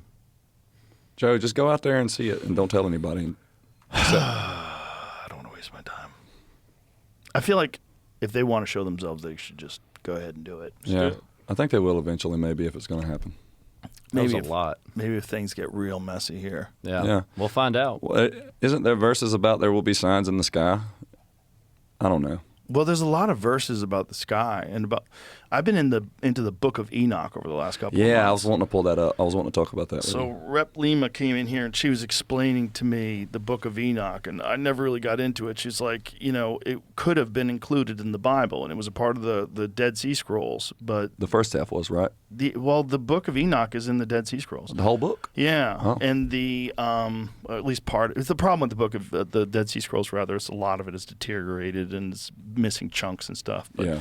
the Book of Isaiah is in the Dead Sea Scrolls, and it is identical word for word. Wes Huff was explaining that to Yeah. a version of it that was 1,000 years older, which was the most recent version before they found the Dead Sea Scrolls in the 1940s, which is wild. That is wild. That's the book that God predicts his own coming to earth and his own death and all that. Well, the Book of Enoch is the one that predicts that this is what talks about the Watchers in the Yeah. sky, and that these gods Trippy mate alien with stuff. humans and created the Nephilim. Yep. That is bizarre. Well- I've listened to it twice now, and I keep going back over it and just rewinding and going, "What are they saying? Like, what were they trying to describe?" Because this sounds completely insane. When you get into like because isn't there like Egyptian stuff where there's like men coming down from space and like Stargates. Is that- There's all sorts of weird shit. that to me is just like fallen angels. You know, it's all kind of lining up in some kind of way or another. These whatever rebelled against God and came down here. Men from the sky came down here and were pretty much posing as gods and demanding people worship them. And isn't Enoch where they teach them about money and teach them about Sorcery. and Yeah, sorcery and agriculture and metallurgy. There's all sorts of like weird. They talk about incantations, and then like how to get out of incantations if one gets put on you. It's like, And you got to think this is pre-Jesus, and Yeah. so God is separated from man. So we're just walking around as people, like not knowing what's going on. And these things come down, and they're Right. boring giants and stuff. It's like, I'd probably think it's a god too, for God's sakes, because there wasn't. What was the Jews even a thing when the Book of Enoch was written? sure, yeah. It was. They The were God's all- chosen people. the people that argued over whether or not the Book of Enoch should be included in the canon were rabbis. Yeah. It's all so confusing because Is there any explanation of why it would be left out? well they They felt explain like that? it didn't jive with the Torah. I think that's the reason why it was left out. Well, I mean, when I say that, like at one point, the Jews were God's chosen people. Is like they knew the God, the one, the I am, the one true God, but the rest of the world didn't really know what was going on, and so they were worshiping other gods, and so, like, aside from the Jews, the rest of humanity, seeing these things walking around, it's like I'm sure they would think that's a god. I'm sure they would worship that. What else do they have to believe? Well, if something did come and visit ancient humans, I'm in the middle of this Richard Dolan book, and it's a very interesting book on UFOs. And Richard Dolan, who's a very objective, scientifically minded author, one of the things he's talking about is this gene expression. It's a D allele that started this gene. It was introduced through breeding. So one of the things that we know is that it came into the human population somewhere around 40,000 years ago. And that all geneticists agree that this was introduced through crossbreeding. So the idea was it introduced by Neanderthals? Was it introduced by Denisovans? Like what type of human? Well, the problem is they don't find that gene expression in any other ancient human. Like they don't find it in Neanderthals, they don't find it, but they do find it in Asia, like in Mongolia. Most people have it. The rest of the world, it's like 70% of the people have it, and they think it's responsible for creativity. They think it's responsible for this giant change in the artwork that people start producing around 40,000 years ago. And his assertion or his question, the hypothesis, is that it was introduced by some other species. And this is also part of what is talked about not just in the Book of Enoch, but also in the Sumerian text. They talk about what happened that created human beings. And so what he's talking about is this one woman that was an academic, I forget her name, but she wrote these books about it where she believes that human beings are some sort of a hybrid species and that we were genetically manipulated to be what we are now. And I think going back to the flood, because apparently, like every other religion has some type of evidence of a great flood, correct? Yeah. So at one point or another, if God's creation did get corrupt, Right. that was pretty much the great reset of he had to get rid of all that he didn't create. And I forgot where I was going with that, but yeah. Well, they do all have a flood myth, and now because of the Younger Dryas impact theory, We know that there most likely was massive floods all over the earth somewhere around 11,800 years ago. Yeah. And I just think about stuff like that when they find this skull that they can't link anything to, or find stuff that they can't link anything to. It's like, we don't really know what happened a long time ago. We can pretend that we did, but I personally believe there was an advanced civilization way back in the day before all that. And there's a lot of evidence that points to that. Yeah. Yeah. There's also new evidence that just emerged out of China. They found a Homo sapien skull that's 1 million years old. Well, it's China. Yeah, but it doesn't matter. It's an actual Homo sapien skull that was carbon dated to 1 million years old. So that predates what we thought of as the emergence of Homo sapiens by 500,000 years. Yeah. And that's just what we found, right? They might find another one 6 months from now that's 2 million years old. So they don't really know. We're piecing things together. We're piecing the past together with a very limited amount of information, very limited evidence. And evidence of fossils, it's very difficult to make a fossil. Most fossils, they don't happen. The animals eat the bones deteriorate in the sun. There's a very specific set of circumstances that has to happen for something to be fossilized. Haven't they found some fossils with like grass still in their mouths? And so they were wondering they found some type of evidence of fossils where it seems like this animal was fossilized instantly. Yes. Well, not even fossilized, just preserved instantly. Yeah. Like this is woolly mammoths. There's Like quite in a the few of them. ice. They think a lot of that was what happened during the impact. So Randall Carlson talks about this quite a bit. There's multiple places on Earth where there's a large number of animals that seem to have died instantaneously, and weirdly, like with broken legs, like broken mammoth legs, over like a large field of them. Thousands of them there. Like, what happened? Like, some sort of an event must have happened where they were wiped out, or the ones that were in this area were wiped out instantaneously. And he thinks it's probably some sort of a collision. Like it's a mass casualty of some sort. Yes. I mean, what else can cause that? Well, not only that, 65%, something like that, of all North American megafauna died off at the exact same time. All of it around that same Younger Dryas impact theory time, between 11,800 years ago and 10,000 years ago.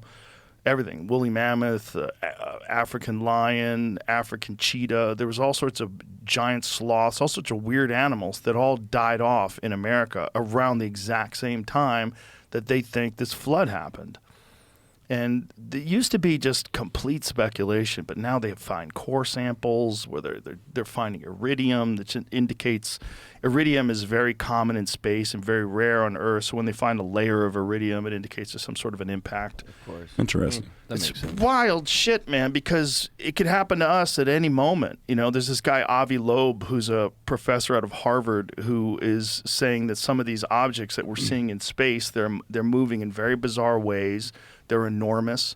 They have much more mass and much more speed. They're interstellar objects, and he's speculating whether or not they're alien. We got one passing by pretty soon, right? I've been following that one a little bit. Yeah, this is one of the ones he's talking about. They think it's a spaceship. They think it's something. You know, whatever it is. For it to come outside of our solar system on this path is just very bizarre. Very bizarre, but other astronomers say, but it just might be unique. Like there's a lot of stuff in space they're finding through the James Webb telescope that they didn't understand. So they had this idea of the universe being 13.7 or whatever it is billion years old. But now they're finding these galaxies that were formed far too quickly, like after the Big Bang. And so now they're starting to say, well, this might be an indication that it's quite a bit older, and that maybe it's not maybe the Big Bang is not 13.7 billion years, but that's just as far back as we can look. And as they get better and better equipment and better ways of looking, they'll be able to find more evidence and more information that gives them more questions and less answers. It's really weird. It's like there's a quote by Dennis McKenna, and he said that once the bonfire of knowledge expands, the surface layer of ignorance is exposed.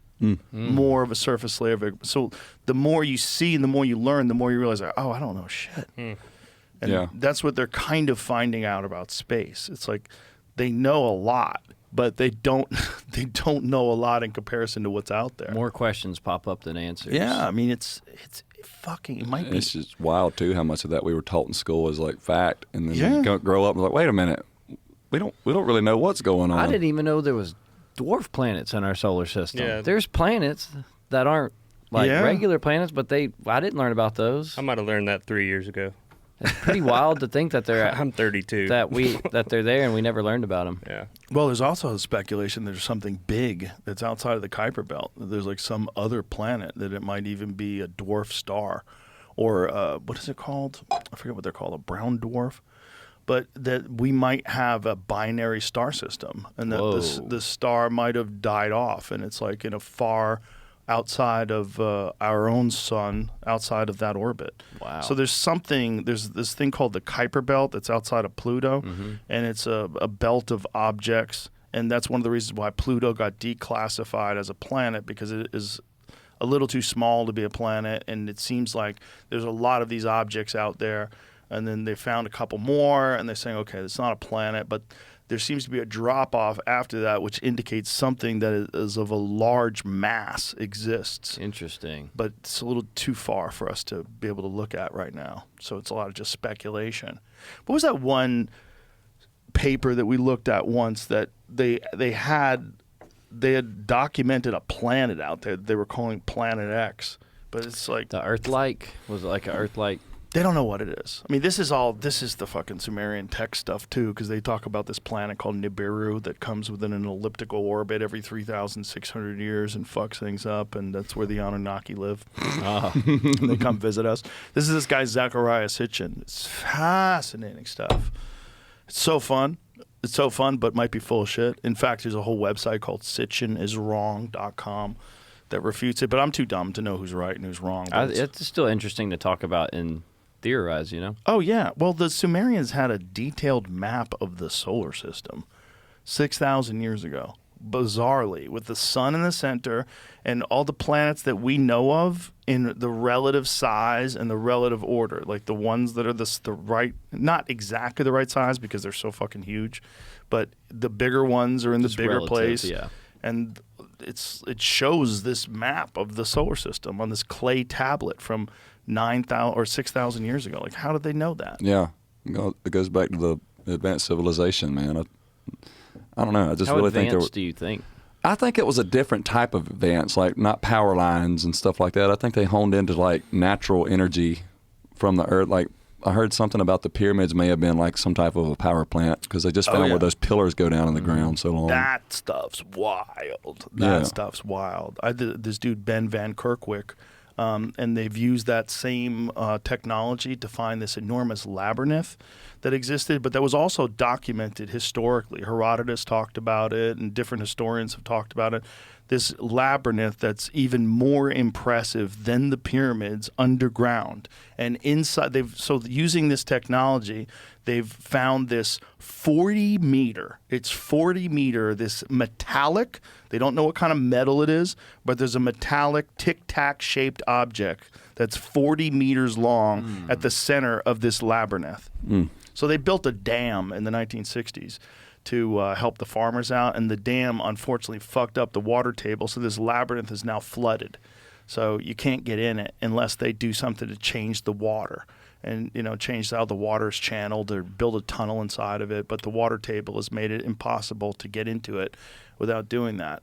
But this thing, because of this tomography, this ground-penetrating radar, they know that there's an enormous metallic object from thousands and thousands of years ago that's 40 meters long. Are they actively trying to figure it out, like get in there? There are researchers that are, but the problem is there's a lot of resistance from the Egyptian government. I figured. Yeah, they don't want any monkey wrench in the timeline that they've been teaching forever. Yeah, I've seen one article. They just discovered some ancient city, and it was like they discovered something. It was related to Christianity, like they discovered something, Christ is king, but long story short, the whole entire project just got shut down, and they passed a law you can't dig there for like 20 years. I think you're talking about Göbekli Tepe. Yeah. Göbekli Tepe. Yeah, that's it. Yeah, Göbekli Tepe, which is in Turkey. They found that by accident. It was a farmer. A farmer was I think it was a sheep herder actually. He found some stone that was in the ground. He's like kicked at it and was like cleaned it off a little bit, and then realized it had a right angle to it. And was like, what the hell is this? And then he dug a little deeper, and then they called in the archaeologists. And they said, hey, we got something here. And then they discovered that there's these concentric circles and these huge stone columns and 3D animals, and they've only uncovered 5% of it so far. Wow. And they kind of stopped digging because they get an enormous amount of tourist revenue where people going to want to come to the site, and they didn't want to fuck that up. And there's a lot of weirdness when you let these governments decide what can and can't be explored. Yeah. Because through ground penetrating radar, they realize that this site, even though they've only excavated 5% of it, is one of many, many sites that are in that area. And the age of it is really fascinating because this was intentionally covered somewhere around 11,000 years ago.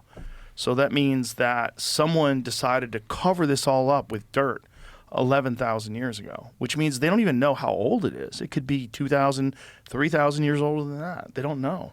And it's just weird to just stop finding that out. Mm-hmm. Well, they're getting a lot of pressure now, so they might start opening up the excavation of it. And they did a lot of stupid shit, like they covered it with olive trees for some reason. Yeah, like I think because olive trees are protected, so if they covered it with olive trees, you couldn't dig into the ground, you couldn't remove the olive trees. It was like a way to stop people from looking around. Interesting. Yeah, but now they realize that the olive trees, the roots are actually destroying the artifacts that are underneath. So now they're pulling the olive trees, and there's discussions about continuing the excavations. I got off on a giant kick one time reading about giant. And it's like anytime the Smithsonian got involved, it was just shut down. Yeah. The giant stuff is weird because there's a lot of documentation of people finding giants, like enormous giant bones, 10, 15 foot tall humans. And then there's also the Nephilim in the Bible that are giants that consumed everything. David and Goliath. There's giants in the Bible, and it makes you think like, okay, is it a giant like the mountain from the Game of Thrones? Just a big that's guy. Maybe. Because people were shorter and relatively back then. Right, but probably some people weren't. Yeah. If they lived in some places where they had more resources and better genes. Yeah. Pituitary gland problems, where we have guys 7'11" plus, Yep, but this seems different. The giants in the Bible and the giants in historical accounts, it seems different. It seems like it's a totally different species of human. And again, if we just found this guy recently that's 1 million years old, and now we know. So forever they were saying that human beings, the timeline used to be Homo sapiens emerged 50,000 years ago, and then they moved it to 150, then they moved it to 250, 300. As they find more information. Now they have to push it to 1 million.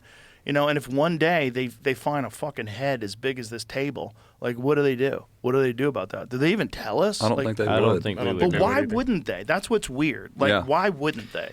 Isn't that crazy? But we all agree. We all agree that if they did find a giant, they probably wouldn't tell us. Yeah. But not until they did their own, figured it out for themselves or tested on what they want. I don't know if they would want people to know, but I don't know why they wouldn't want people to know. Like, why am I convinced that they would hide that? Well, if there is Antichrist on his way, and his goal, he already knows he lost. So his goal at this point is just to destroy as much as possible, get as many souls as possible.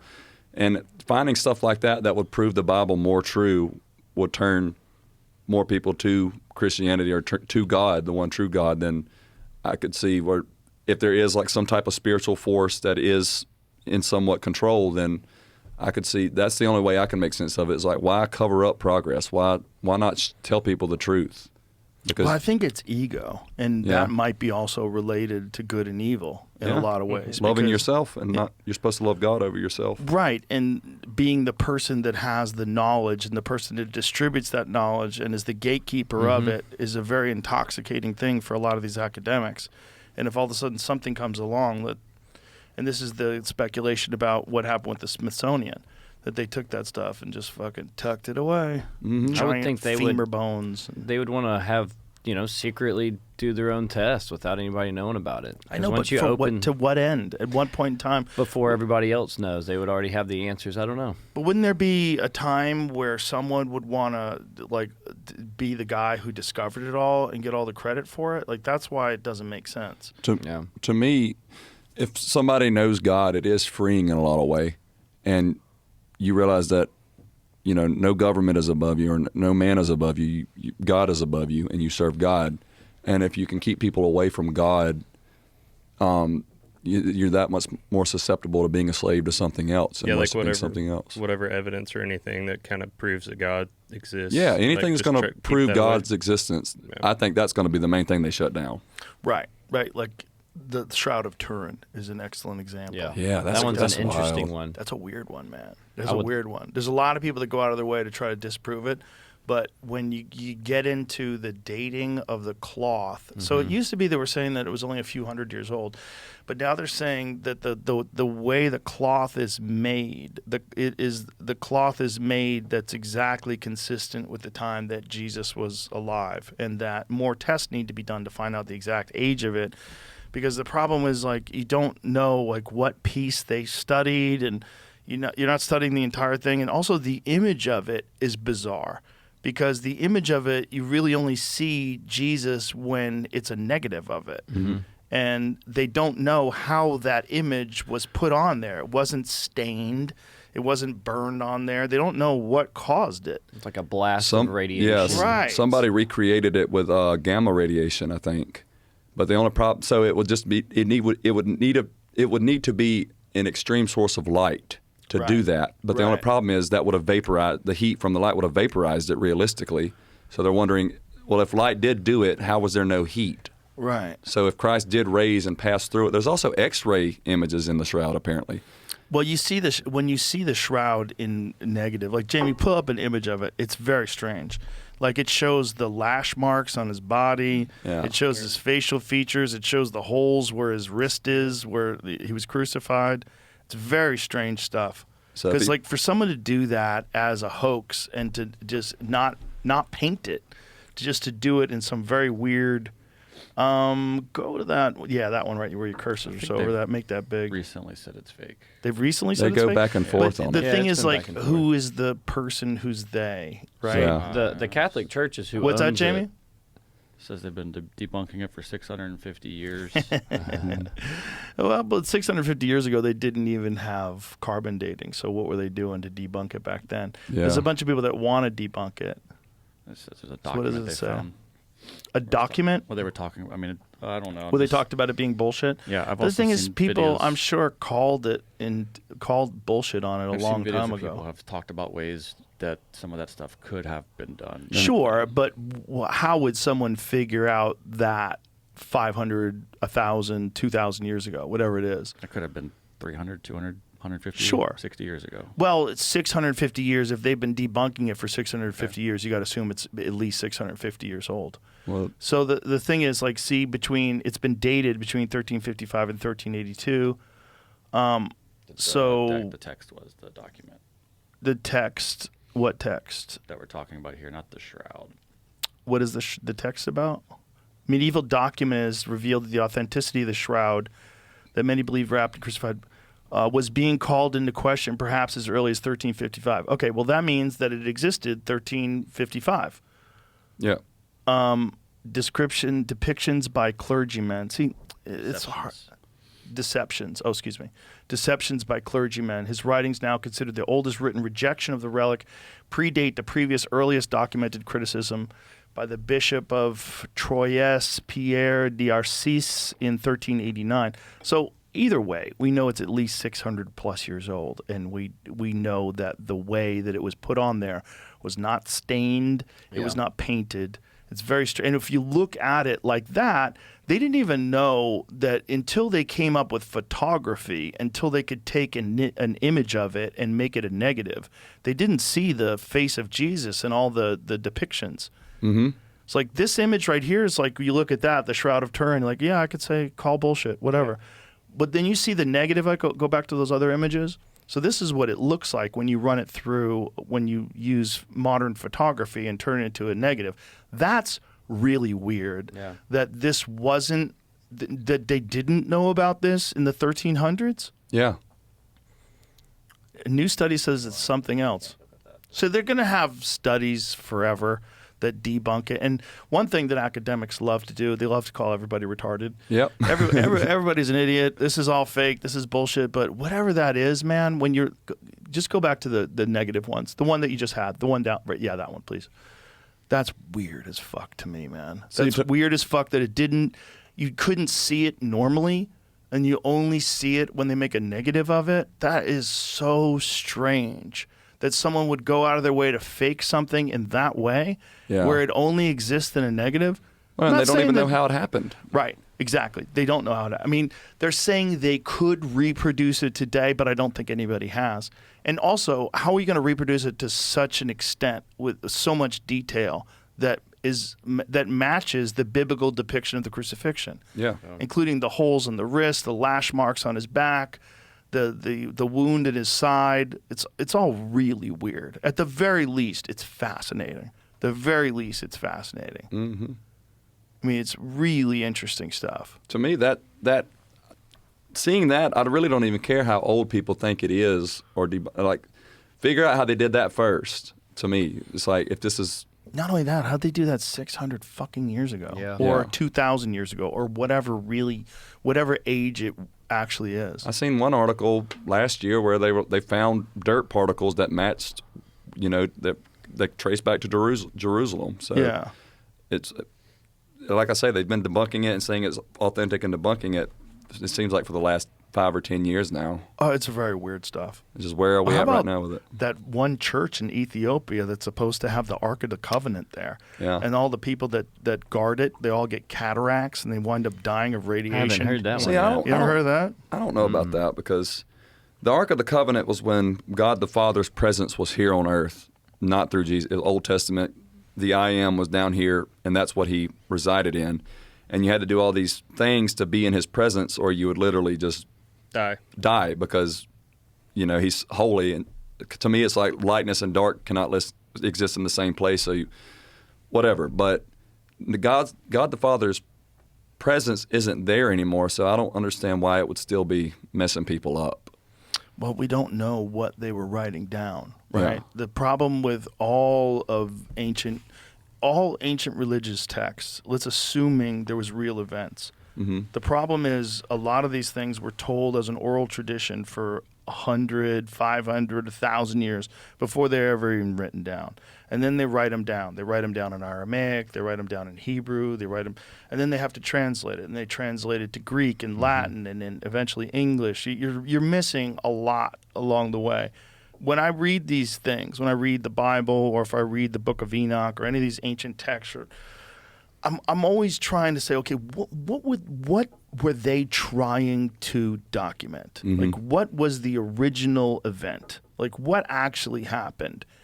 And the problem is people are really bad at telling the truth. Like, human beings, when they see something fantastic, they always add their own little flavor to it. People add their own little thing to it. If they are of a certain belief, they're going to attach that belief to whatever this thing was. So it's no question that these people held whatever that was in such high regard, and it meant so much to them that they, like the book of Isaiah, where it's verbatim, that they wrote it verbatim for 1,000 years. Back when they started out, they were writing things down on animal skins. Mm-hmm. That's one of the things about the Dead Sea Scrolls that's so fascinating is they had to do genetic testing. So they're writing these things down on these animal skins, and they had to make sure that the skin of this one is the same cow as the skin of this one. So if they do like genetic testing to make sure it's the same cow skin, and so okay, we got all the skin from this cow, and it's in this group of text. So start decoding it. That's an interesting way of doing it. That's wild. Yeah. It's wild. I would have never thought of that. And like Wes Huff said, how they used to write things, like they'd leave stuff out back then because it wasn't required back then. They would just write down the basics. I watched that Wes Huff thing, and that was very interesting. He's fascinating. He's Yeah. brilliant, man. Yeah. I've watched a bunch of stuff on him. Very I've learned a lot. brilliant. But it's again, what were they trying to document? Yeah. There's clearly something was going on back then. Something happened. Did you ever read that story? It was somewhere in the Bible. I can't remember where. It's in the Old Testament. Somebody stole the ark. Well, some tribe stole the ark, and like the next day, the next morning, like everybody was dead from stealing the ark, and they pretty much said, "Hey, come get this thing, take it back." Yeah, Yeah, we don't want it. We're good. Well, that's what people believe is in this church in Ethiopia. Yeah. You know, because there's these Ethiopian Jews who also, their Bible is the Book of Enoch. yeah. Do we have an image of this ark? No, you can't see it. Nobody can get. I say, send in the SEALs. We need to fucking Yeah, SEAL Team 6. find out what the fuck is in there, bro. Put these guys in hazmat suits and let's If get the to U.S. the bottom knows of you this. got it, it's going to be ours. Well, yeah, you would imagine. We're going to take it. I would Or like they to might see not know at all. Well, what would happen with remote viewers if remote viewing is real? Get remote Oh, viewers in a man. room and We have talked about You that just go My topic. blind. brother is big on Oh, he yeah. went down a remote viewing rabbit hole. He was big yeah. on it. I thought it was 100% horseshit about 10 years ago. What about the And then submarine? over time, yeah. No, the submarine's big. The one that they found the Soviet submarine that they were building. Yeah. They knew the exact location. Not just that, remote viewers found a downed aircraft that was in Siberia. They located it within a 3-mile radius. They found it. They knew where it was. And the United States went in and got it before the Soviet Union could. Using remote viewers to do Yeah, that. using remote viewers. Like they've got actionable information from remote viewers. Allegedly. Allegedly. To me, it feels like it's just to scare the Soviets. Like, oh, we got people with superpowers. We know where the submarine is. Or they're doing it too. Or they're doing it too. Or is this something that people realize that there is a developing aspect of human consciousness, or an aspect of human consciousness that used to exist that we forgot, that we Yeah. don't know how to do anymore? One of those things. Yeah. That's yeah. an interesting concept, yeah. It is, because the remote viewer thing, they spent a fuckload of money on that, and they kept that program going on for a long, long time. And you know, I don't know what they discovered or what they didn't. You know, unless you're in the room with the people that have the top secret information, who knows? That whole Cold War time is also just wild. I see why we would have faked a lot of stuff Sure. on both sides. Oh, It's just for a sure. big bluff game of we can do this, we have this. Yep. Andy just started believing in in us getting to the moon. Well, first. once That we was went just, like, to recently. once we went to NASA in Texas, but also that documentary, the other footage that came out. I don't really Yeah, know. I but- could see why we would fake it. I mean, it's Soviets. Yeah, I We can wanna see beat where we them? could fake it. That's the U.S. government. We'd fake anything. You ever wa- So go ahead. I'm sorry. Go ahead. I was saying for a while though, before that documentary came out, the story was, oh, we lost the footage, we lost all of Yeah. it, and it's like, did they just wait for technology to progress to be able to make a convincing documentary? Well, they definitely lost the footage. They lost all the original copies of the film. So all the original film was gone. What you're seeing is just copies of copies. They also lost the telemetry data, which is a real problem. That's the hard data, the binary data that shows the distance in the craft and how far it was. It just seems fake. It seems fake when you watch it. That's what's weird to me. It seems totally hokey. It looks fake as shit. And then the weird one for me is the Apollo 11 post-flight press conference. Those guys look like a hostage video. It doesn't look real at Totally. all. And then there's Neil Armstrong, who gave that very Yeah. bizarre, cryptic speech at the 25th anniversary of the Apollo moon landing. There's a lot of weirdness to them. And the fact that we haven't been back. There's not a single thing that's not cheaper, easier, and faster to reproduce from 1969 Yeah. in 2025, except the moon landing. Yeah, Well- and it's just weird. Like, if it is true, I seen a video of like something that was supposedly live streamed on the news back then, and it was just this guy who was obviously hanging from a cable, and he had this pathetic looking Earth under him. Yeah. You know, and it's not at all what actual space looks like now. But this was like on the news apparently. Well, that's probably not real. That's Okay. probably an artist rendition or a recreation. But how about the phone call? Nixon is calling the Yeah. guys from the, hey, fellas, I hear you're on the moon. moon. Yes, sir, we're on the moon. I can't even get fucking cell phone service in my bathroom. What else Do you remember is- if they? What's their explanation for how Retro how reflectors? those reflectors got up there? Well, if we first of didn't go? all, the Russians put reflectors as well, so you can definitely remotely place reflectors. The other problem is the moon itself reflects.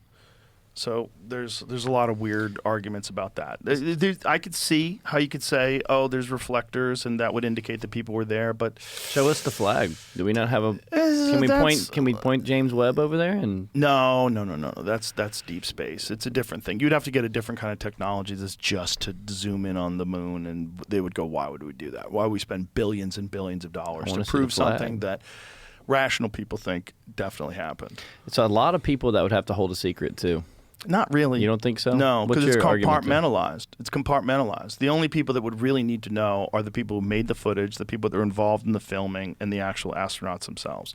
Everybody else, you're getting fed data, okay? Yeah, you think they would believe that's happening. Yeah, not only that, when the first time when Apollo 11 happened, they weren't allowed to get a direct feed from from NASA. So what they did was they used a projection screen, and then all the news cameras pointed their cameras at the projection screen. That's why it looks like shit. Like the Apollo 11 video looks so bad.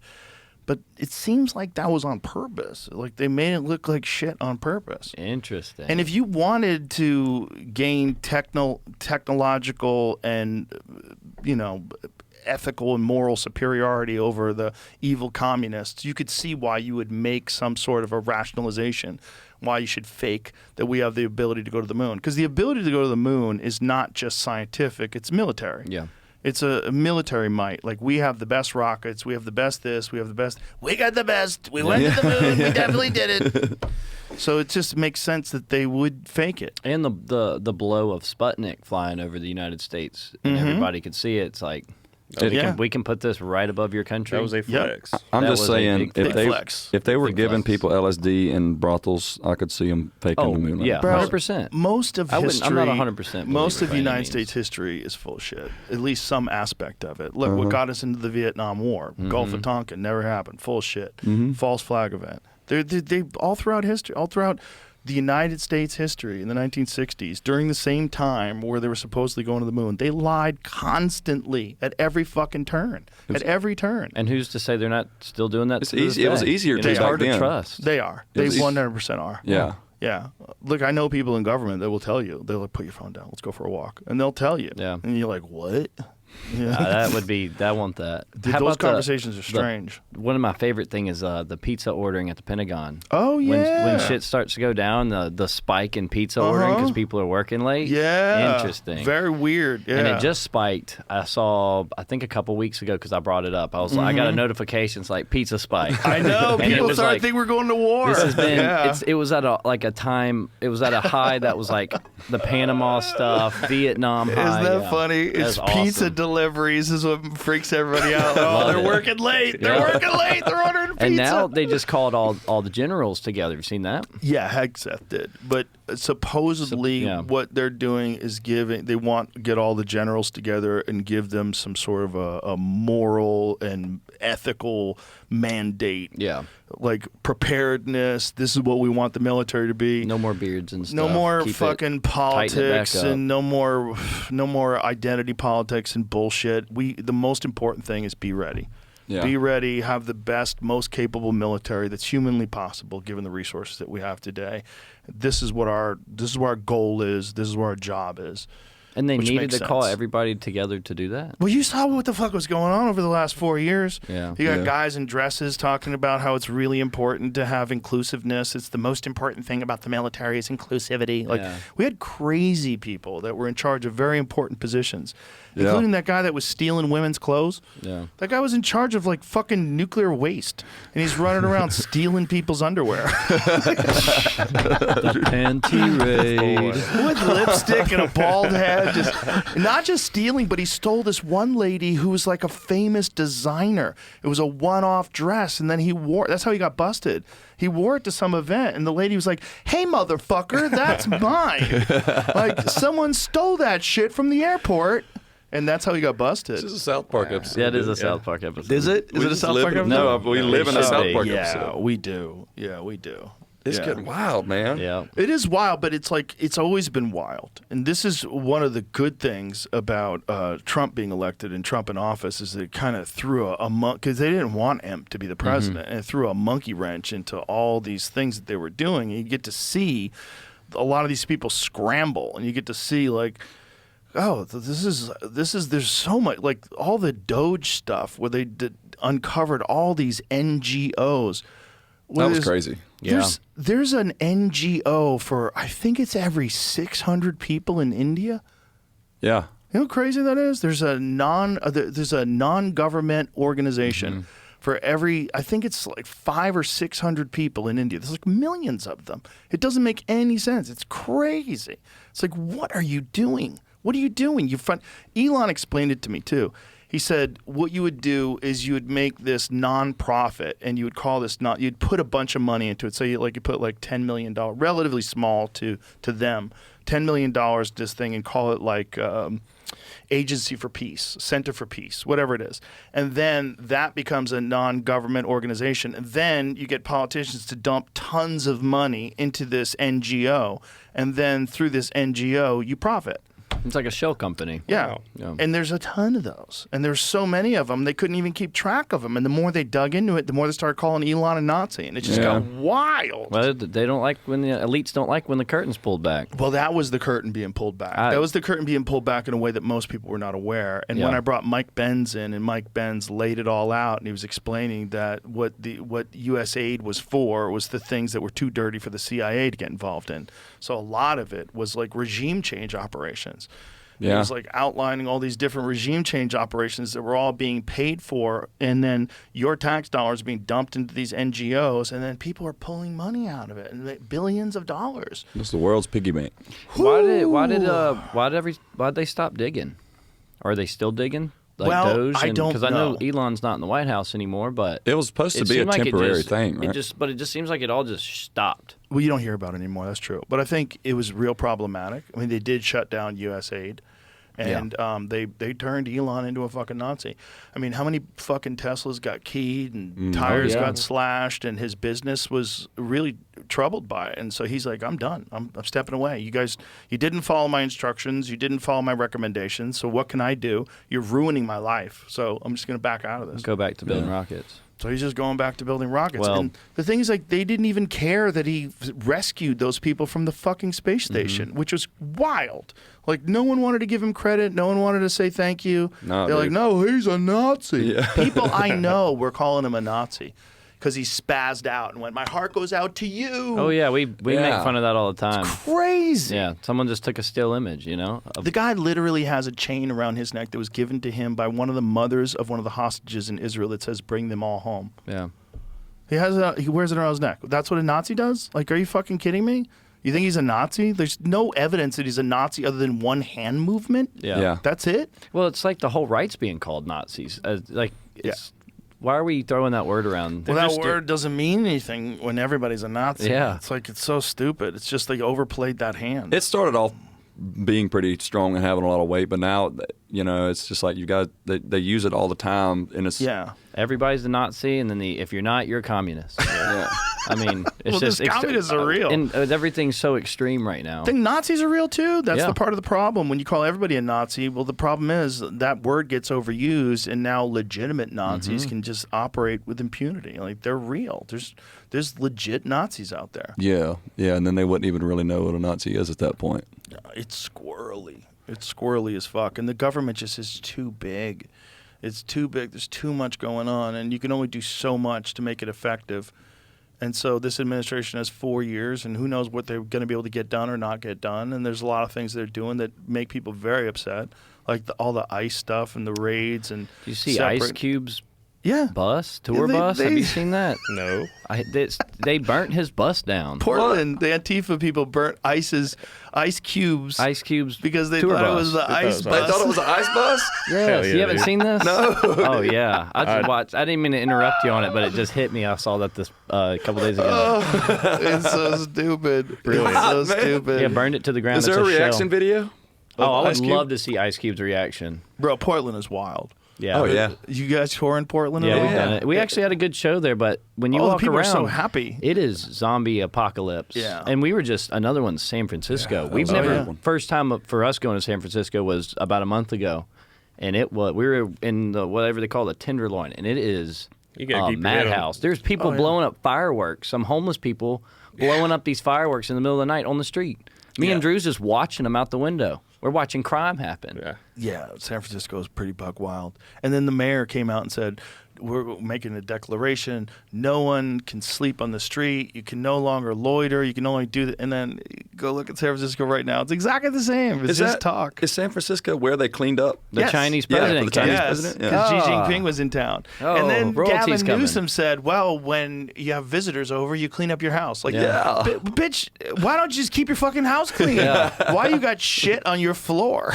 100%. Human shit all over your streets. Yeah, man. That's the questions that everybody needs to be asking. But this is the question. It's possible. What if I wanted to ruin society and get it to a point where everybody, you needed to control things because it got so chaotic that you could institute some sort of a digital ID and institute social credit score? That's how you would do it. You would. I mean, I'm not saying that that's what they're doing, but that's how I would do it. What I would do is I would just let people out of jail the moment they do anything, let them camp on the streets, give them money for drugs, just let it go crazy, and then have everybody like scrambling, please take away our freedom to give us safety. Yeah. And then boom. Well, you can't blame people for asking these kinds of questions when you go to other countries and it's safe to walk around at night and it's a pretty clean city. It's like, why don't we have this? You know, you can't blame a society for asking those kinds of questions from their leaders. Why are you allowed, and why did you just clean up for a foreign government to come visit, which is cool or whatever, but you proved that you could. Yeah. And then, like, why don't we just have that all the time?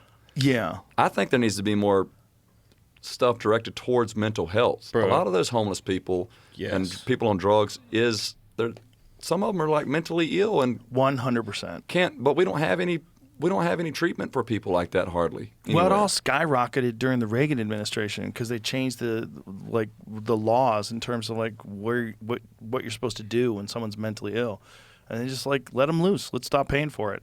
Yeah. Yeah, we when don't you have did that- insane asylums anymore or anything.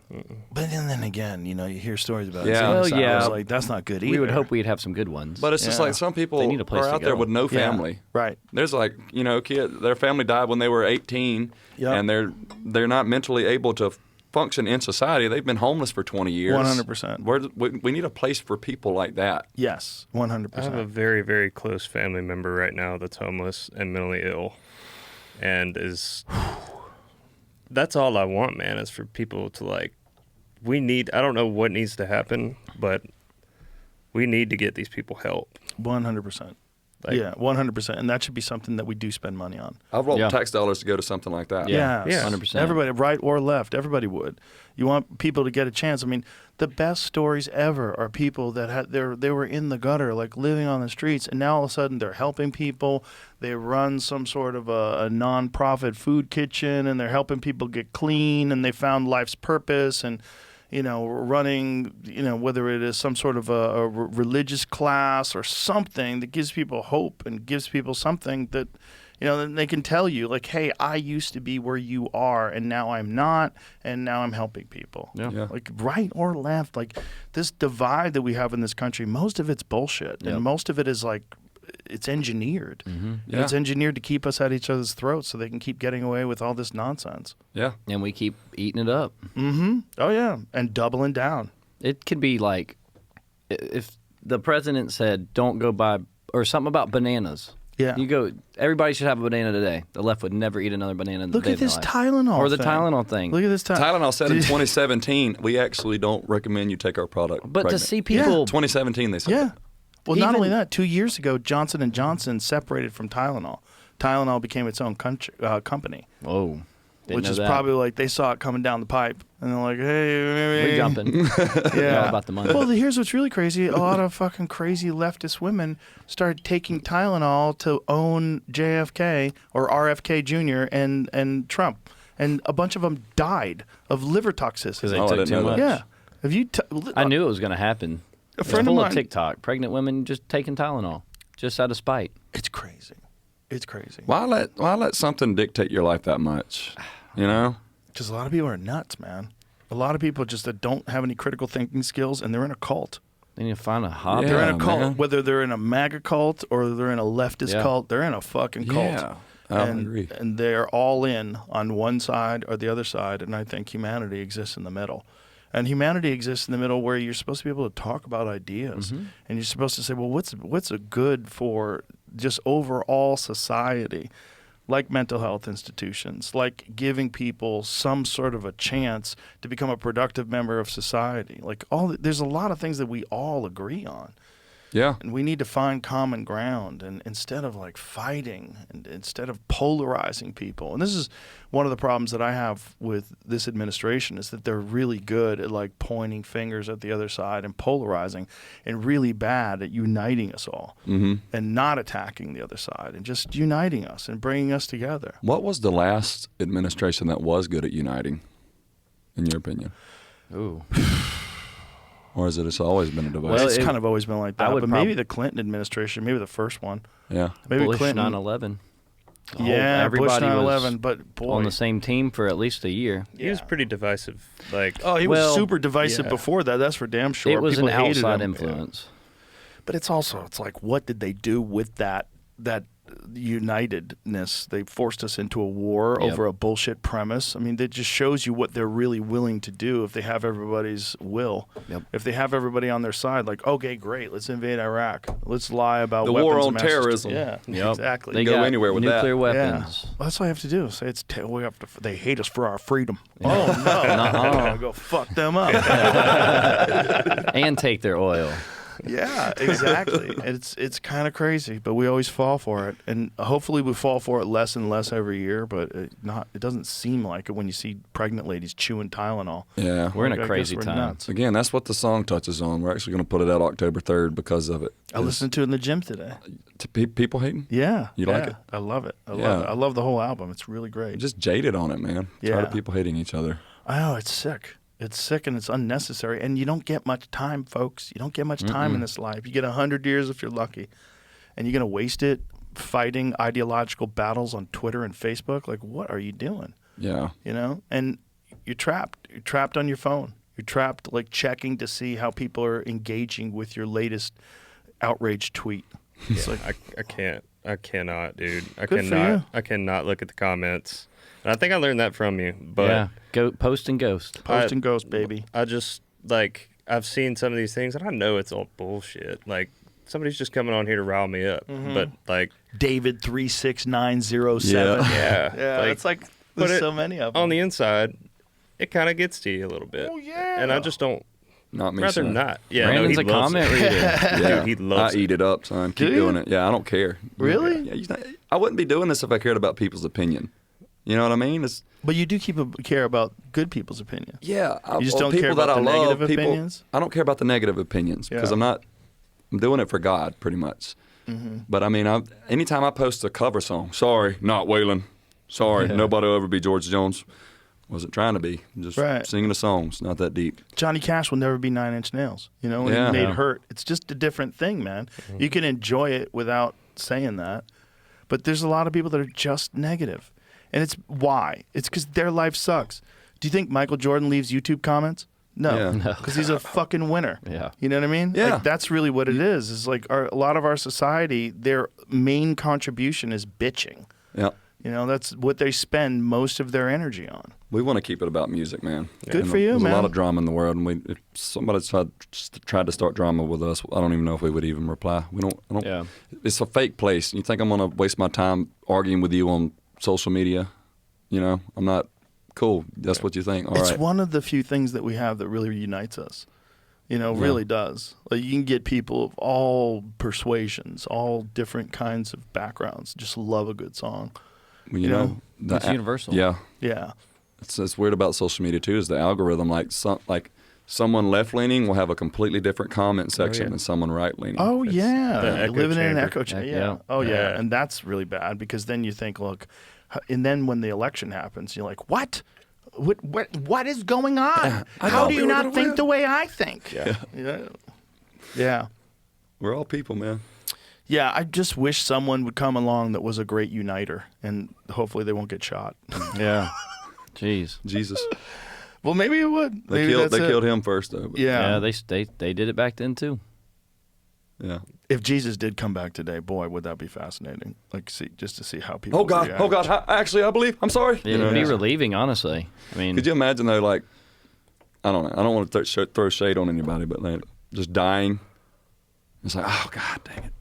they were right. I was like, I know. I'll see myself Yep. out on. Just go ahead and walk out, walk the other way. Right. You get to the pearly gates, you're like, no shit. Yep. Really? Wow. Dang. And then St. Peter's like, come here. Talk to you about some things. See, for me, like, oh, dude, I didn't know. If I knew, I would have never done all this. I would have never lied about my taxes. I would have never, done any of those it's a things. little late then. I'd have to make a stop at Purgatory on the way. That's where I'll be. We make that joke. Purged too. Yeah, dude. Yeah, I'll be there eventually. but music is the great uniter. Andrew's and the only is- Catholic in the band. Oh, So okay. it's like, again, so you we're, believe in purgatory? Yeah. but we coexist. Yeah, You know, just it's like- we have we talk about we have like a little random Bible study that pop up. We just talk about the Bible. I pull out my catechism, you know. It's fun. I'm just going to be laughing at you because God probably will send you to a purgatory because you believed in it. Hey, he might be sending you. We don't know. No, I we'll don't- know I when don't we believe get in there. I'm gonna see y'all in that. Well, when was Catholicism established? when with Jesus Christ when he was crucified. That's when it was started? Yeah, he told St. Peter, "I'll build on top of you. You are the rock I will build my church on." You know where his bones are? In the Vatican, underneath St. Peter's Basilica. Interesting. Vatican's got a lot of stuff. St. Peter's Just Basilica went. is wild. Just went for my honeymoon. Insane. It was, even if you're not Catholic, just going there, they have Right. a whole museum. It's insane. Are we going Insane. in Europe? No, that's No, down we're in Rome. We won't make it Okay. that far. But Well, it- either way, Rome is pretty bizarre to look Oh. at too. But there is nothing. There's nothing like St. Peter's Basilica. it is. It's like Also, by the way, how crazy is it that Rome is its own country? How crazy is that? Yeah. Yeah.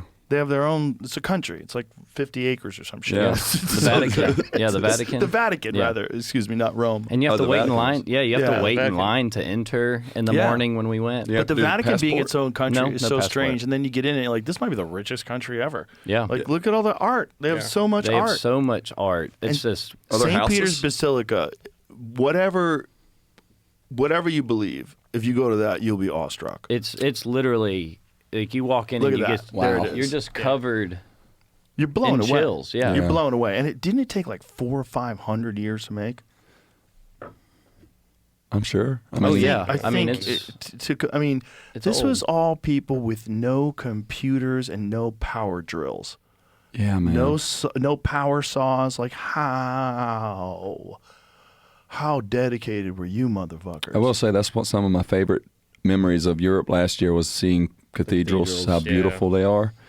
It's kind of screwed up. They were like charging people at the door. No, that was no. look That's at that. that's Yeah, it wasn't- Anglican. it wasn't Catholic, Yeah. no. Catholics, Look at that. you can enter. Yeah. Anglican will charge you.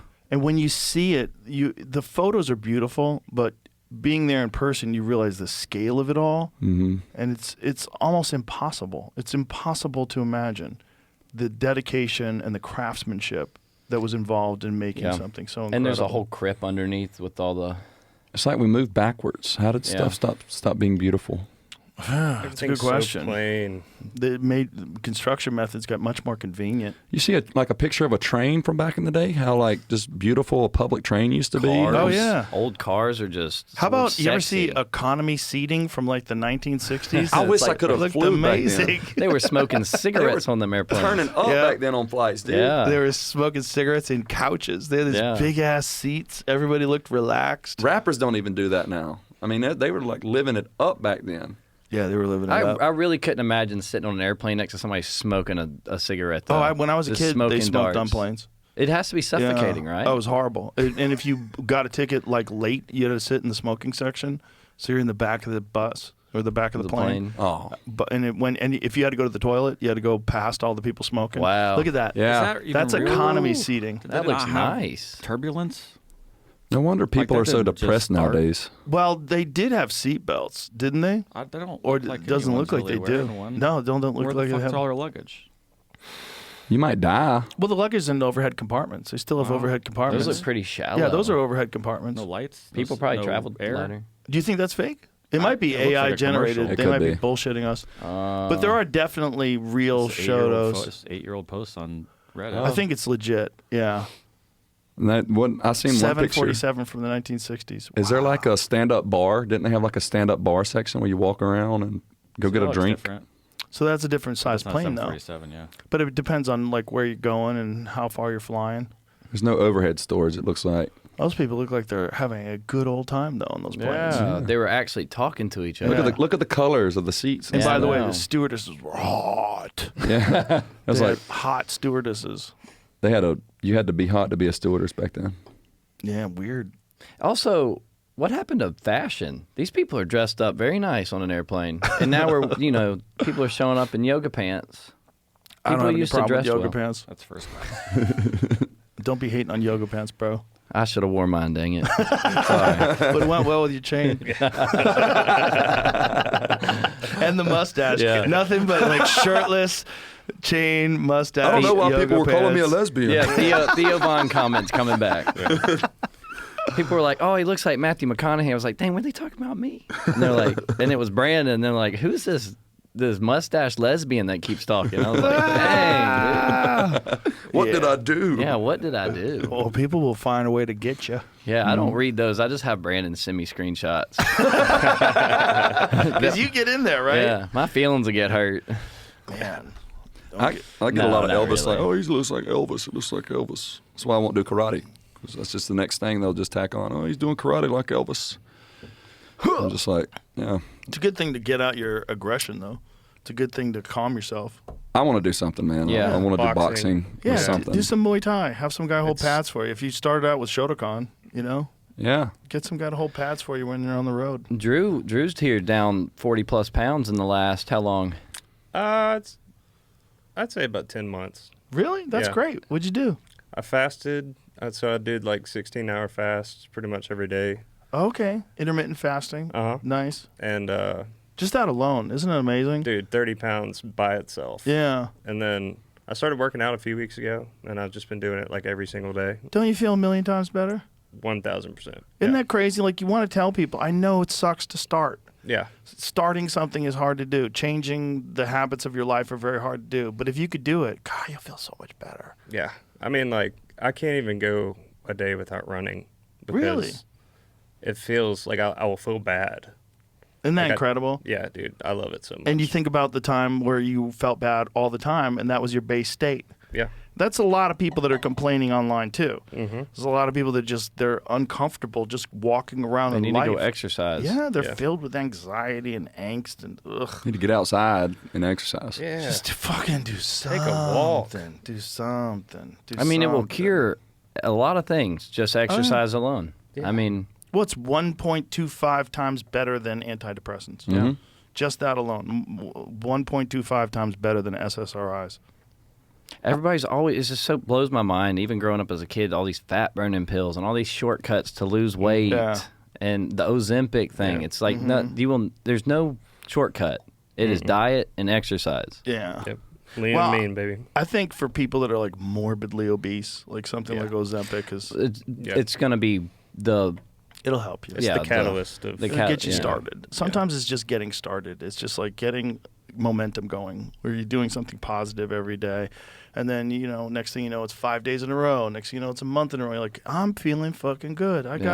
I really have a good program going on now. I'm feeling better. Everything's healthy. And that's a lot of life, is just having positive momentum in the Well, right direction. We're creatures of habit, and we learn to walk by forming a habit. And you can form good habits. Yep.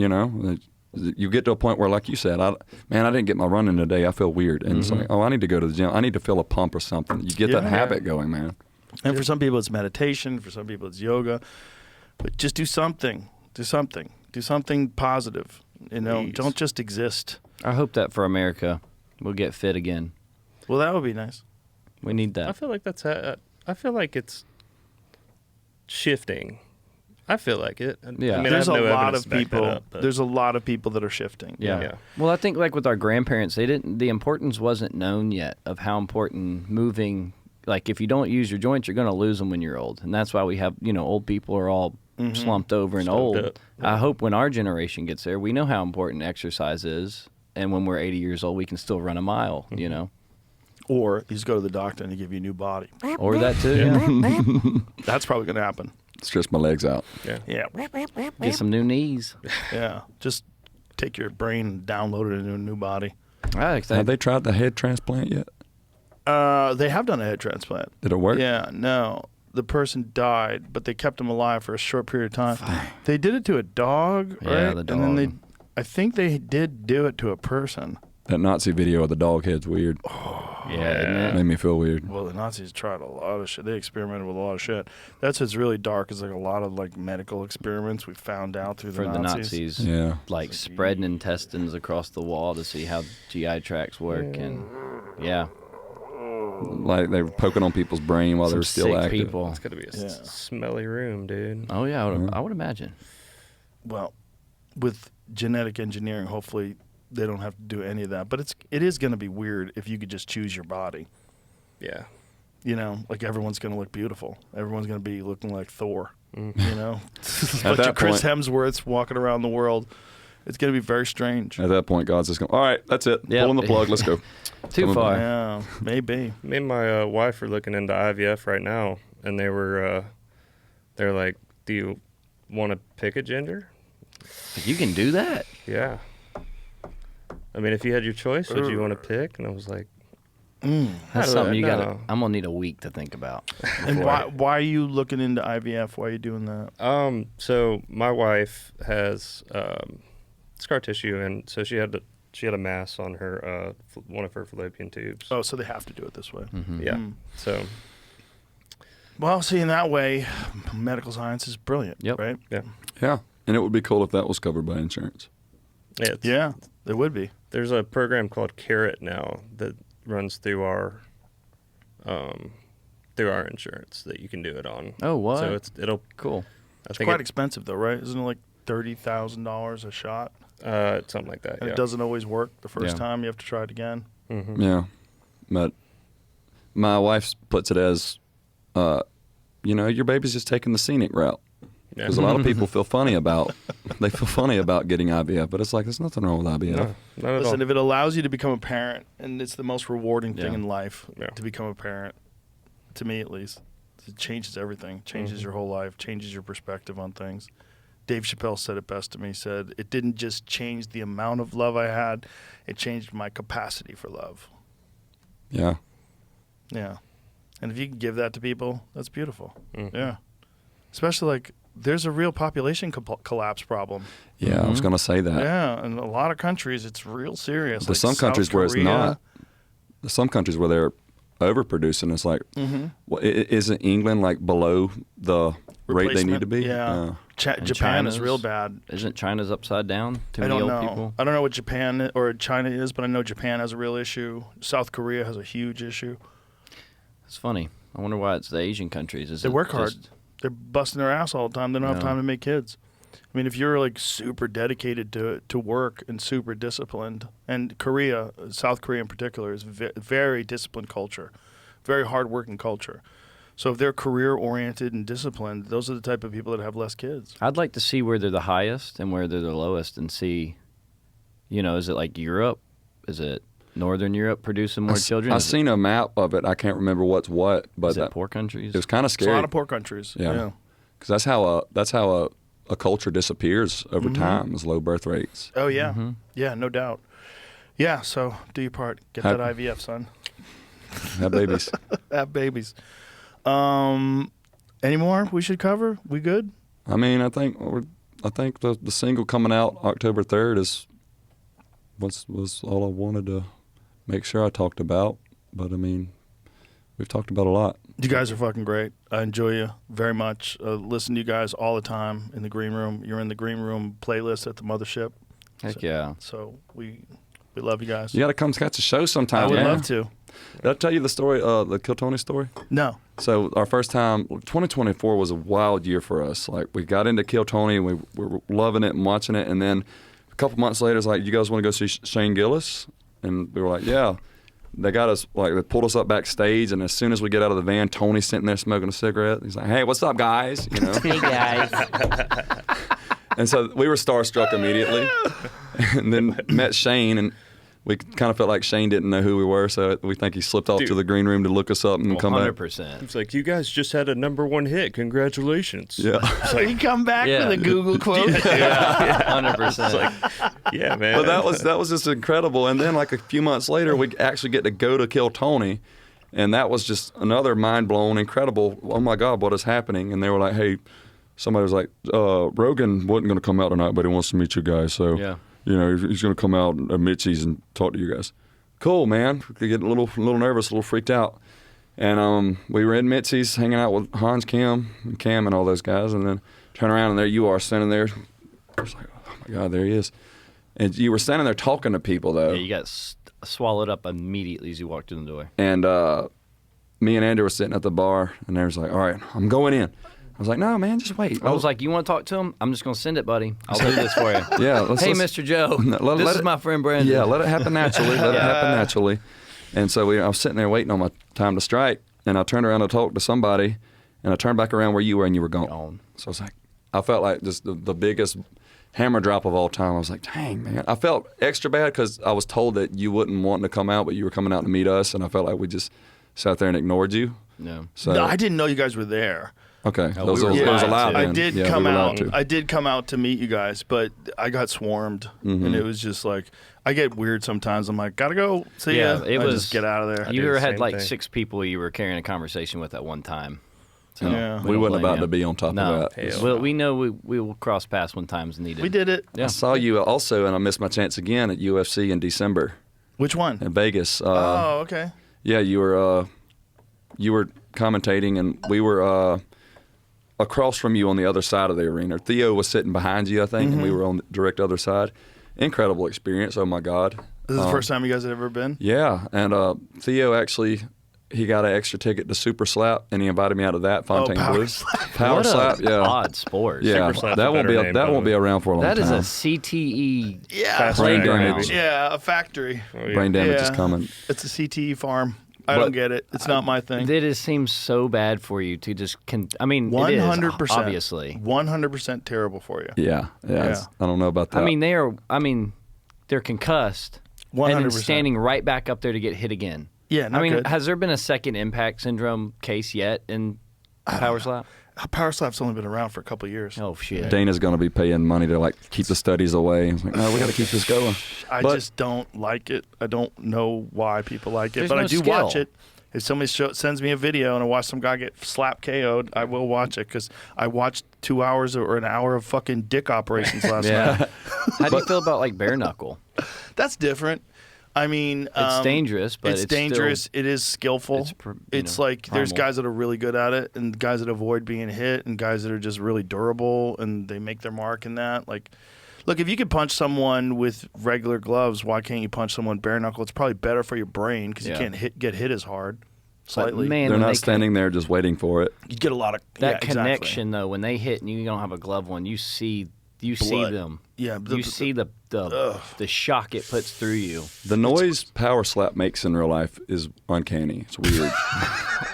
When you hear that in real life, it's like, I've never heard a noise like that before, and that was on somebody's face. Yeah. Not good. Yeah. Not good. And sometimes they get KO'd, and then their head slaps the Oh. table, and then they fall backwards stiff, and like Combo. I don't like it. I felt weird. It was like watching a cockfight or something. Exactly. It's just- Yeah. But hey, you sign up.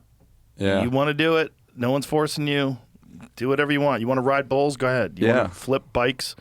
Whatever you want to do. Yeah, some people- You want to yeah. evil Knievel your way through life? After that, though, we got to meet Dana, and he hooked us up with the fight tickets. Oh, nice. I seen you, and then I was like, oh, this will be my chance. And afterward, we left our seats, and then we were going out, and then you immediately stood up and walked right in front of where I was sitting. So I was like, dang, I missed it There's Joe again. Rogan. All right, is the White House thing? Supposedly. going? There's a concert aspect to it. Really? We want to put our name in the bucket. Is there really? Supposedly.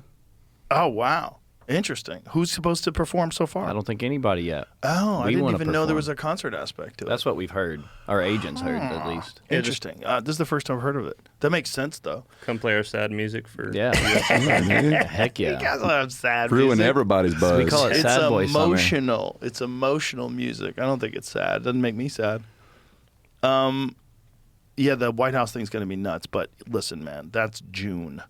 That is so long from now. Who the fuck knows what's Yeah. going to happen in this Yeah. wacky world between now and June? The aliens could have already landed. Yeah. I can't wait to see the card, though. Oh, yeah. I hope it happens. Well, he's going to try to put together the greatest card of all time. I know that. So they're going to try to get as many insane fights as they can. Before people come jumping on us for that, it's like it'd be an honor to play at the White House, period, no matter who's in office. Yeah. It's like, what happened to just being able to go and meet the president without being It should be cool. receiving? It should be a cool thing. It shouldn't be polarized. I'd like to meet Trump, but I'd also like to meet Obama. He seems pretty dang cool. Yeah. Yep. That would be cool. Just going to the White House would be a big honor. Yeah. Sure. Well, hopefully you guys can. Yeah, we'll see. Who cares? Just keep kicking ass. You'll get there. We'll see. I don't know. Hopefully the less polarizing times Yeah. by the time you get in there. But thank you for being here. Appreciate you guys Thanks for very having much, us. and thanks for making awesome music. Yeah, It's thank been you, fun to buddy. meet you. Awesome. All right. Good to meet you, bro. Red Clay Strays, ladies and gentlemen. Bye.